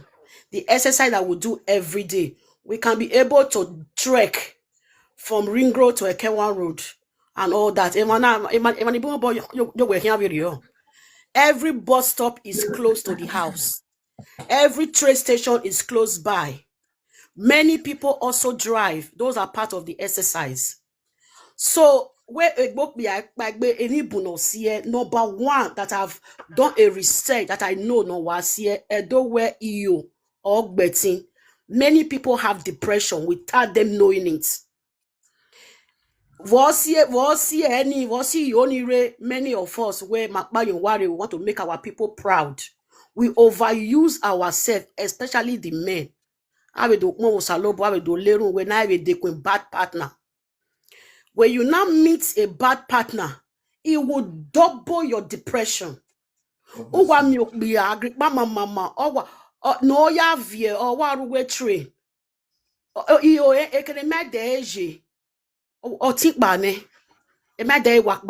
Many men are in a psychiatric home today because of what they go through in abroad. Yes, it might not be common back home, but the stress in abroad contributed to it. When it comes to medical aspects, many men, I have been in assessment that many African men, let me use that word, are very, very reserved. They will not go for a checkup. They don't go for checkup. They don't even go and check about themselves. They might be carrying 1 or 2 things like diabetic, high blood pressure, or cholesterol. Those ones will also contribute to it. They don't go and check this. The earlier you are diagnosed, the better is good for you for your treatment.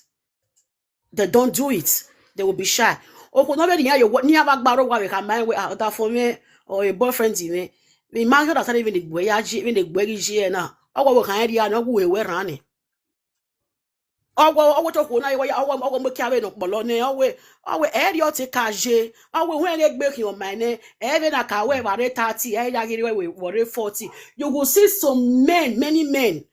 The way they will be criticizing the woman for saying it where that from a comma von even Yahweh now. On a no they open up. Nobody never open up. I open up a mother phone. I open who I want be even I when you is already in you is already in here you say already you a twin counter. But at the end of the day, when you are with your friends, you are discussing this man that you are not satisfied. So why can't you open up to your man where a man is satisfied? I don't like what I'm seeing. Yes, I ain't making your man where I hear Nekovon. But many women, the older they get, the more they are sexually active. They need the man to satisfy them. A common so the older the women is, that is why our owner, our really, our small boys or our lily. But many women are sexually active and the older they are. So now for our men, that aspect to be going to check up.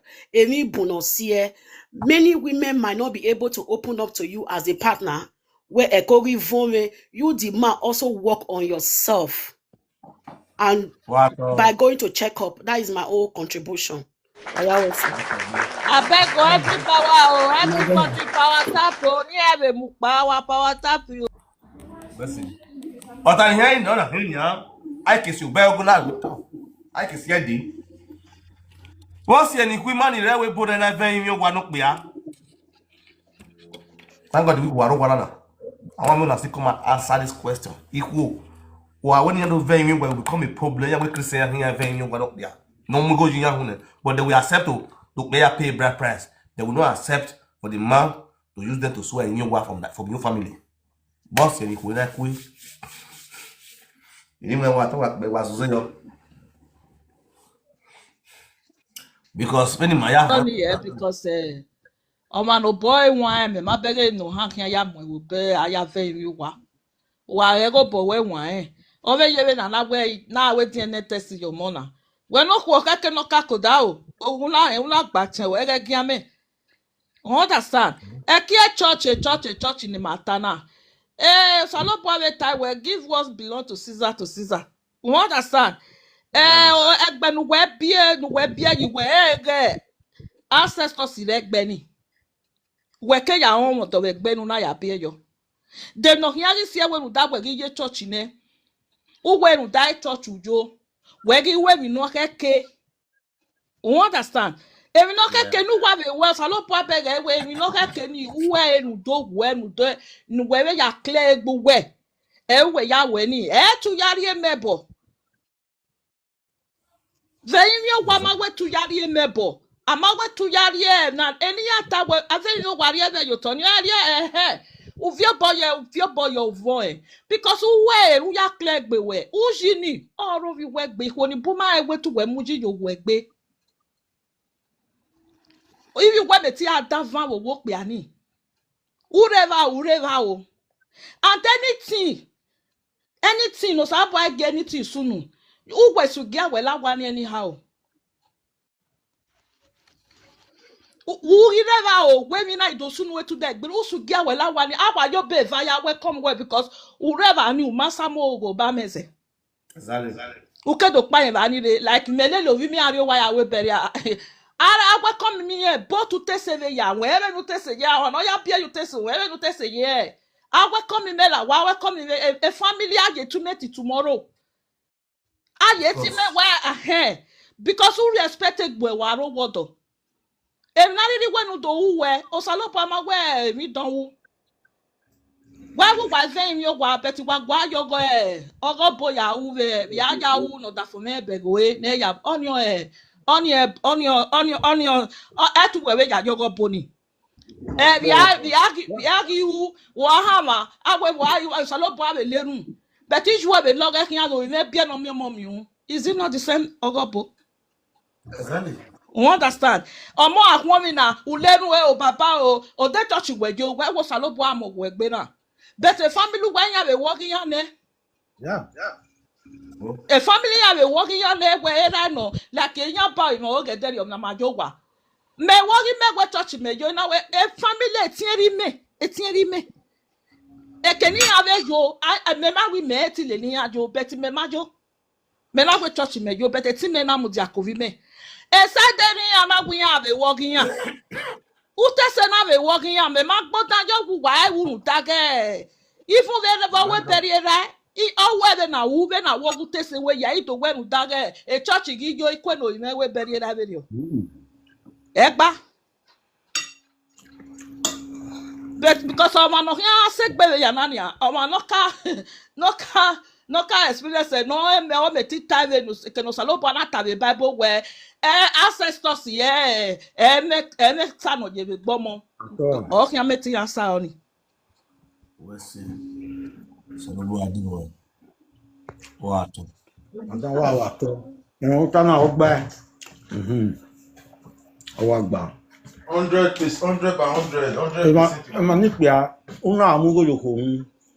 Ede nu mugo yo hun. Wa ri e o ke wa ri are wa. Ede ga igbe, o ri e lawo ka gbe. No vin. O wi yen vin o ka ma we de ro ikubefo. O wi me o. Exactly. Ede ro ekuni wa we fo. Sis we ti vin we wa ahin. O sa bo nu egun me idori opopa owo oya fi we yo ha. Odun kan fa me. Ede ro afin boundary ni. I will gujo, I will con yo, I will gujo. I gbe wo yo. So, wa we na de gbe wo ya mo pe ni Ronaldo gbe ni. So, our ko se gbe ave o. The better. Frank, we no ya mo bia ni re na do gbe na mi o ko ni ji o ma possible me kan gbo wan nagbon. We o be me no ta na oni why gwe ogbon so aro ya ge we no wa na gbe na imi. Agent argument so ogwo fi where you are we na we no ya zo. Ogwo no fi where you and we na we no ya zo. Does that one give you guarantee where we dey do every year kewe? Ogwo fi where you are for me o. Eko wani okan it should go everybody go on a separate way. Oni ma wa mi gbe wo then I to gbe because I be en gbe ni. Àwọn mo ne gbe ni. What? I don't know what you be. We want to give an bon about understand na gbe wa. When o no ko fi yo hana ibwe igugano o ko ya fi wo yo ha. Roda we any bun no ko ya ge na ti abomination. Oku oye ko ege. Oku ye nunu na ya ge. Na ya ta go fi we yo ha. You understand? Any bun no ko ya ge. Ono ge no ko gere. Na na go na ya zo. You understand? O ya zo de gbe. Oge ni me de no gidi na hawe.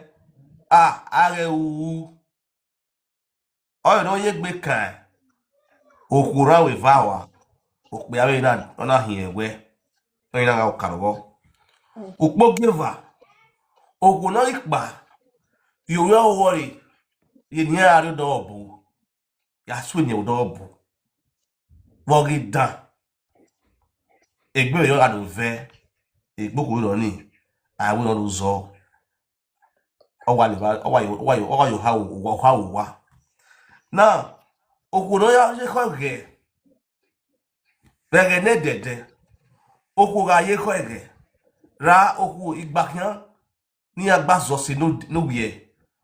Wogi won don na mi e wo de na jiro ne. We no wanna taso wa. Ra osenia wo gba ya na ne de be kani odori obola kun a da ro aboji oye bo kan kebi agwa gede gbere no inu ko ni mana taso wa o ya bie ewu bie me ya awe o ma temi no wu ne emi hu de gbomoni ni ma he ne dede na egbe me ni ga sunu awe no temi no wu na zone o igele temi no wu a zone ko ni o bie me hu me mo me hu onya wa tafo sef o mo ni ya daladian e mo so be ro ko ka bie ne ai mieri izinya wo no ma kodia emi agwa omo ni ahun ege ya ga mo ni ya ahun we no kwani mana tell no ne egbe na ogi omo ni you understand obere yo ni kweso bero iya mo pasi pe aye abie na pon ami omo ya imo mo ni pa omo ni sun ahun omo agwa lo pe ani ne no mo ni ju pe ani egbe na mo ni owo ni an mo ile ka mo eludu keke no di mo lele owo si yin pe mo mo lele wo boye mo mo be aha ma we ero mo na wu omo na gwa lera ero mo na mo ni se ani ne omo ni egbe na wo ki na mi egbe agbe okoro ni magige na emi ya do fi wiri e wo ya fi wiri e ona ka boss no egba beri ma wa wi ma ni karo ni ma runda we ame akun eze luguri o am bo ma ni bi o ze na ka ta sin we $1 wa wo na ya mi eweri ma la gizi ma ni bun adie ewi potoki dodo eke alamoge pere na mi ewe igo jiri yan e so ba ri ari wa upupo ari wo agbe we negbe ya zo e ba ke la mi ewe e na fi bago boyo ala mi ewe iyi ma ni bun ya ge e so ire go yan yen e so be yo to bo na ya ku enya yin wa na yin wa ga fia usu mi na ji ma ga wu ni na ya mi ewe enyin wa ga buyan be kike kino ma kodia ni ni buga hu be wi poto kino ma yewa also na mi enya we usu mi metade na iko ni bugele we buna so kun pa no enyin wa ga muyan e kan na me o ka gbe na ye okode hunde $1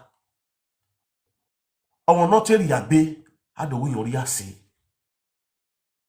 we agbo genya social media no do rena wala do kin e ma ka gberiye e ma no giriye e ma jo we giye you understand e ma barije e ma na okure gbe ye wa social media e mi no ka ke na atemu gi egbe ne gbe azuze yi egbe ni bu igun igun yen munde erin ilalobo e so wo ga ko se Facebook ana ko mi awo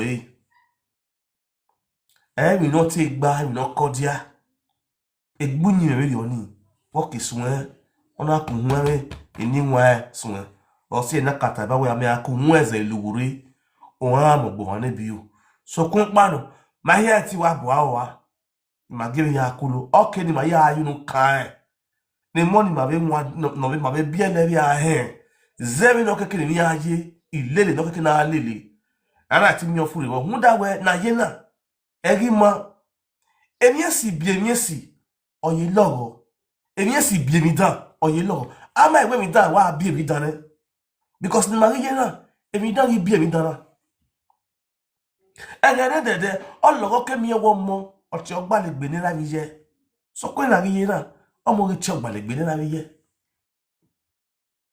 ologo ke mi ewo mo gbugbe yiye ohun ra gbugbe ira hun otobom fi no dio ene ogono ga uzo opa bon opa ya die ologo ke mi to bom fi oti oni na giye na omo ri gbeje omo ri gbera ndele webu emo ni buya ya oyire webu eya ya oyuku ni rabi ya husi ae emo ri giye yin gira yin nduku ni yan boy de oto no wu oto ni ya ze gefu wi e fe gege leba seba ilele na ona gele aro ana gele mi ngi ma ra ikbiari ma gele le na abe yin yo wa keke na vene gbe ana gele awo ebwe sayo wa mi ege eki wudo dina ya odo see you eke mi kwa de ikbiari ku mi na odo see you oge osi okpe akoto oyo kpe aderi yeke oyo mi we ebi do na se bagbokpia oda udoku no ge in different ways we ya ge ko wa ju kpe ari ki ayo re ni ba ono pa oge eni bun ibugu ran ko ya ge zevele taisi oku aro o mi okpia wa yesinyo mi okpia na mo se mi eme dewu no kpia na ado kpia na wa de you want do kpia wa de you want we fie we you had venugwenaro wodo amigo you ohun we je ko gene mi e framito na mi no wa ji wa like framito na doda for me wa na kenya we gene as a married woman ozo gbanu tu wa zo yi venu ya zo pe awa san ke yo hi eru ya be zo wa we yo iko ya ge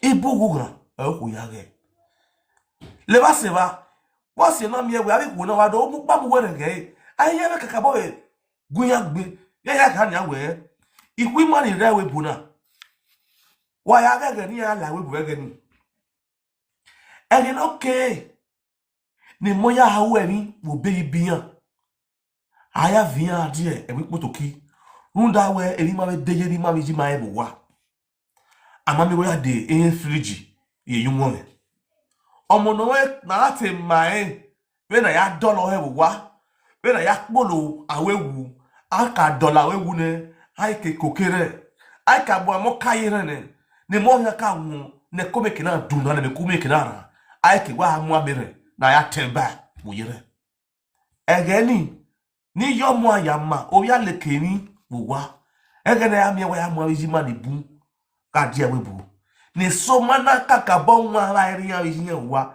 iya ma rin na u ege no ke no mo aya mo pebe le gariko ege na ya gi o me we bu iya ibi lo se wi poto kine runda wo ba go ba dada do aye ni ma ni bu yire we bo iya ni da me hira iya ni da me yiye era ma ibera iye ma ibeye runda we rigore oibe era ma bizi ma ga jene eti maniku ni ri e wi poto ki hundoni eni ari de kumara ije no buya adi wa ni ari tie yo ni ari tie iye unyi me ne ni ya de gu yin ani we eyan bi awo runda we no ma me ho a yuru ho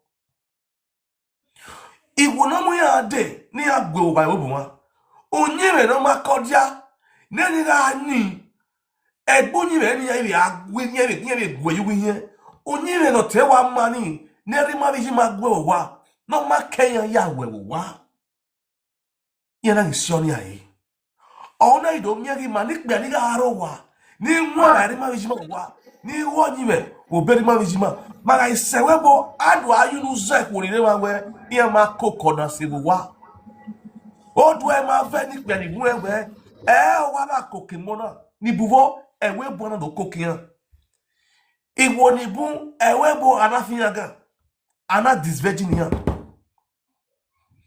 udoge gbo money nia ni maka agwa class nyoma no 17 years ni je muke Nigeria adia webu ni kwe ikpe 80 wa ye kianya ana me kofi obo udo ka ma da unyile no mo be oni hia ave the experience no hia ave okpe adori oni you what now da unyile no hia ave wada ya gbegbe ye siriwa o sie mana ni bia imuna gere gbe wa bu ni ma ye re nyu ni ma ye wu be gba wi ku ma ra egbe mo ni ma bi ele na because ikwo ni bu ma kakabo gu nyi me na ra gu ilele na o keke na lele bu wa as okwo eri iya ma won so mana ni bia no gele mo wa eri ma wi ma wa no give experience na is our duty that no be platform platform ma mo pa you understand ona bi ayoga ya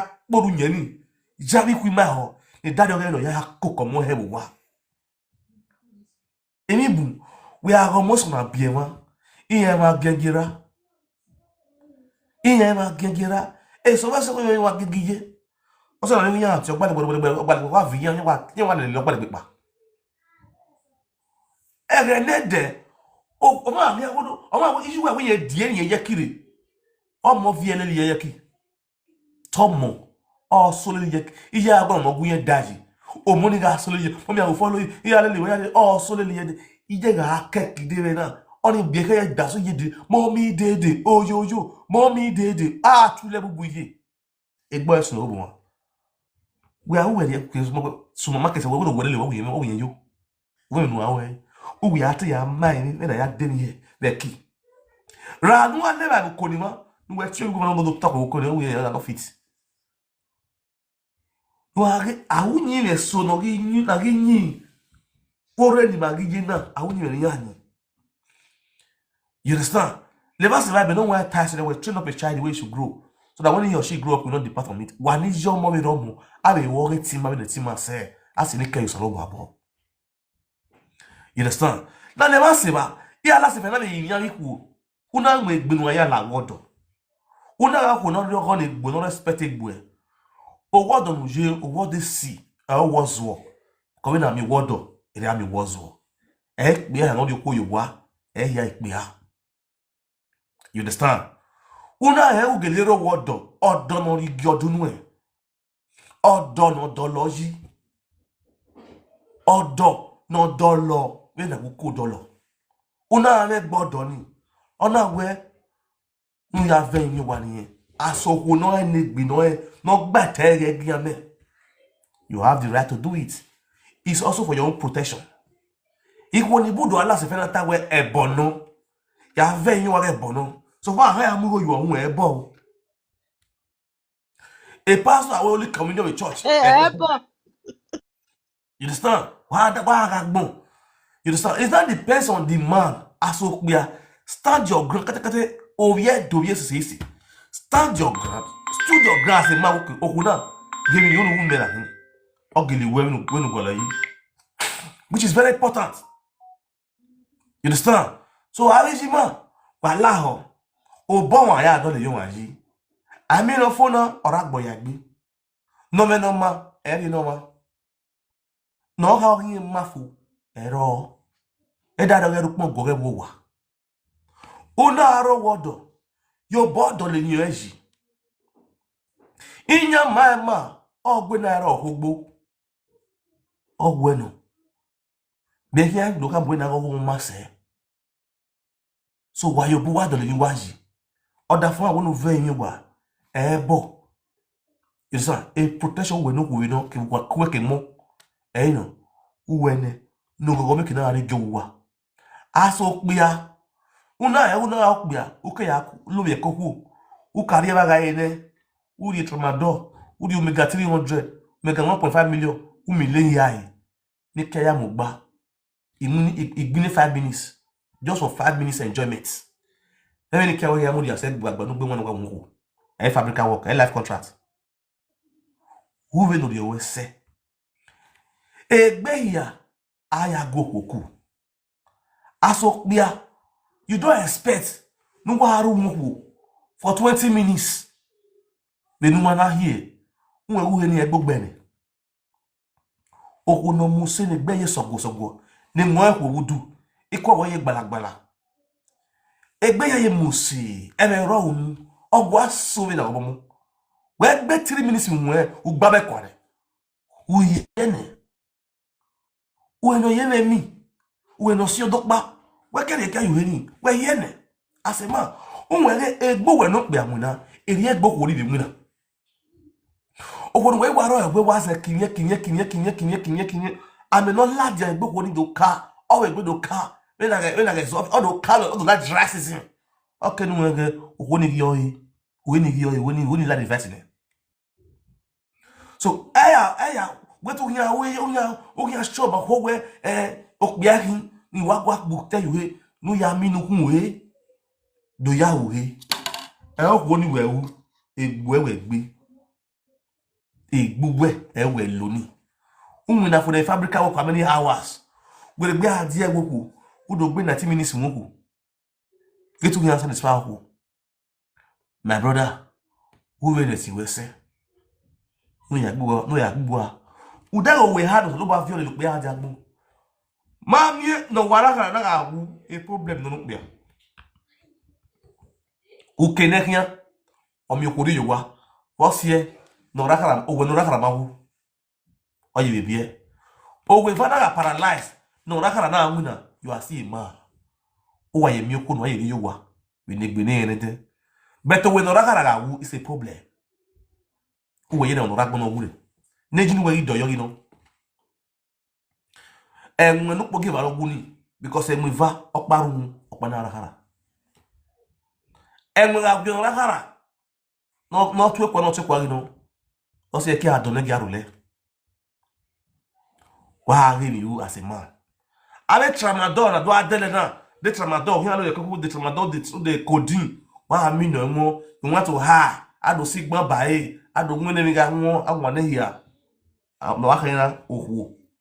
Be na make tari oku. Wa be bulletproof ye gbe. Be make tari oku. We no for just 5 minutes. O gbe no gele gwa yoku oku. Oku wa gba ri bedi. Uye like 30 minutes ya make we oku. Uya ro enwezi no ro egbe ya. Umiemie hia. Uyo boro egboko ni ya eya mi ye ne. Eya ibi we ke wa lagun kere wa han uja ogo ni hie we hie. Kada we so abi. Egbe ya igwo. Egbo ya ye oye kule. Oge we enwezi no egboku. What say ku na ba request yo we you need to unya gbole nene ni Aerostar nene ni locality nya gwalo because ikbiari ma heavy na aro massive we. Oku ni de romance sekia.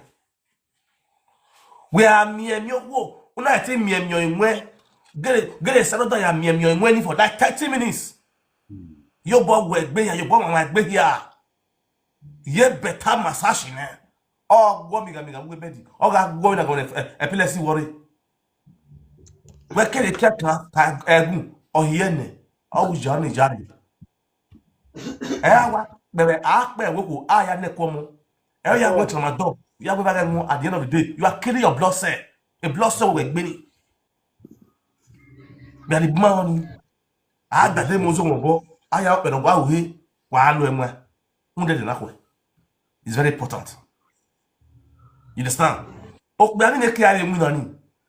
I'm winner. You understand? Most of these men, where I watch it, they talk to women anyhow. Oh, what did the Buddha wa? Iya show love ni kwoni.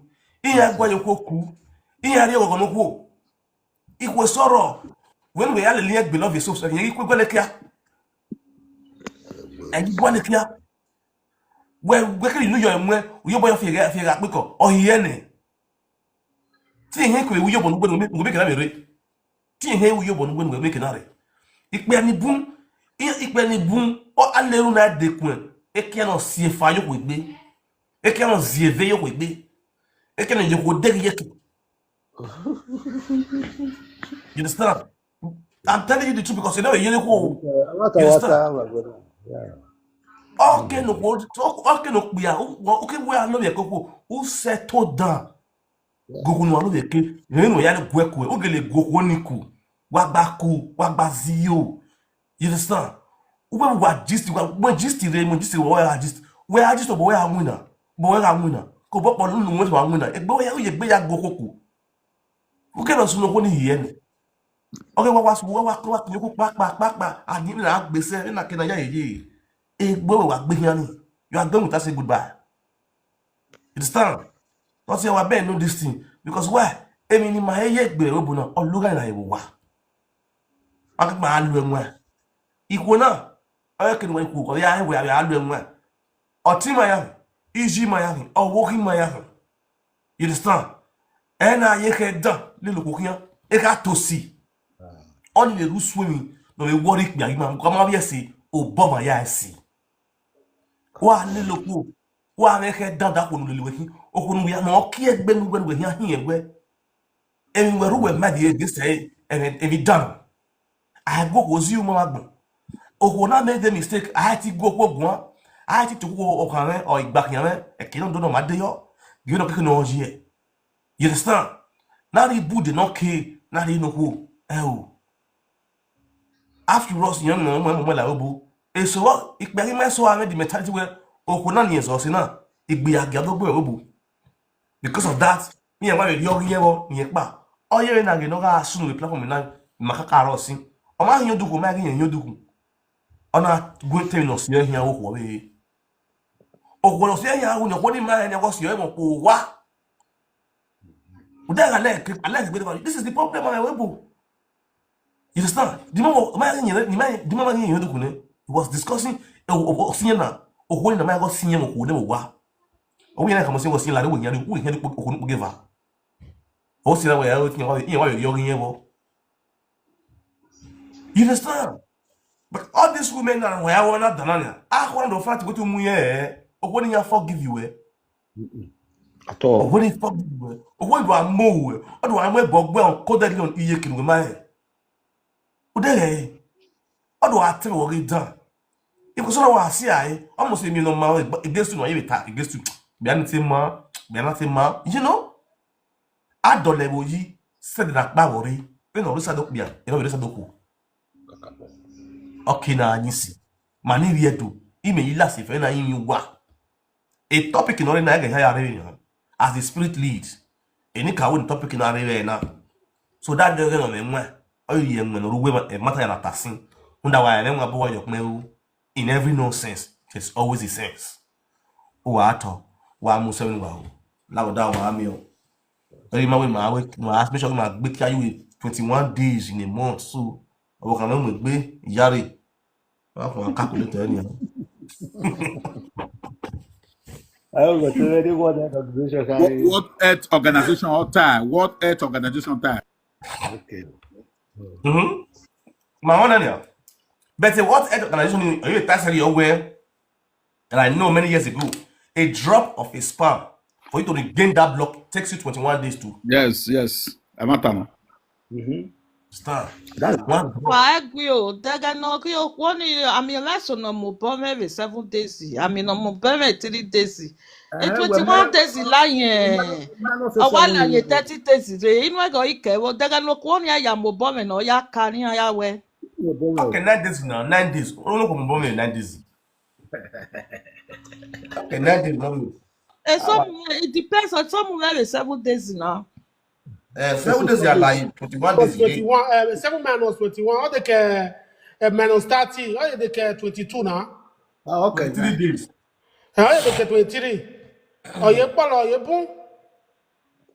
So therefore, my wife, you're working my ya now. Yeah, it's your sonnet. Put the way I'm tired. Attire. Why are that one? Why are poor? Monitor.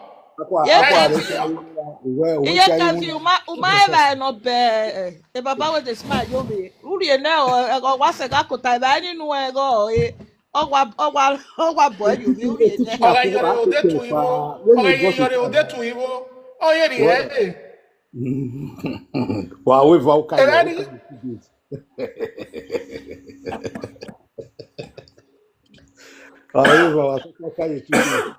21 days. Ay, alala. See enjoyment. Hello. Bros, that 21 day we're getting here is 21 rand. You understand? 21 rand we're getting here. Am I so now that 10 days? Okay. Okay, I know. Ite we wa we two opa you know one night. Oh. Where we are going now? We're not. Must you see that strength? We have got that strength in them. Where we got that strength? And you want to turn it in strong and we want to be palo. You must be. I want to dance small pikin. Yeah, you food. What's that? I wanna wait boyfriend and girlfriend. I wanna get like boo say. I wanna get ugly. We are cooking this kakabo. But I more one. Yeah, you love your cake baby on you. What's here? Utai ne mata wano. Ma only on the top ma can you understand. Why can I give no tani? Otani wa keke na wa no kakabo.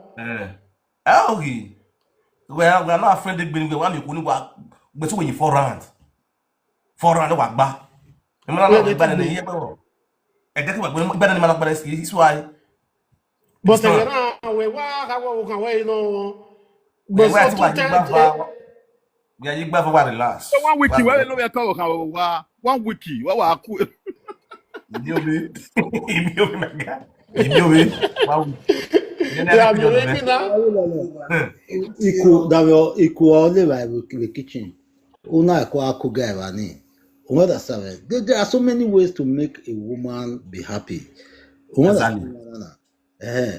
O hawe le by the kitchen. Where ko ugwevire mi ayo uyoboka ekoko uyoboka ujobogbo ekibe. You see all these things will make you and the woman be okay. Okoni adu ene we we o igaru ko ni emu bo ije paint.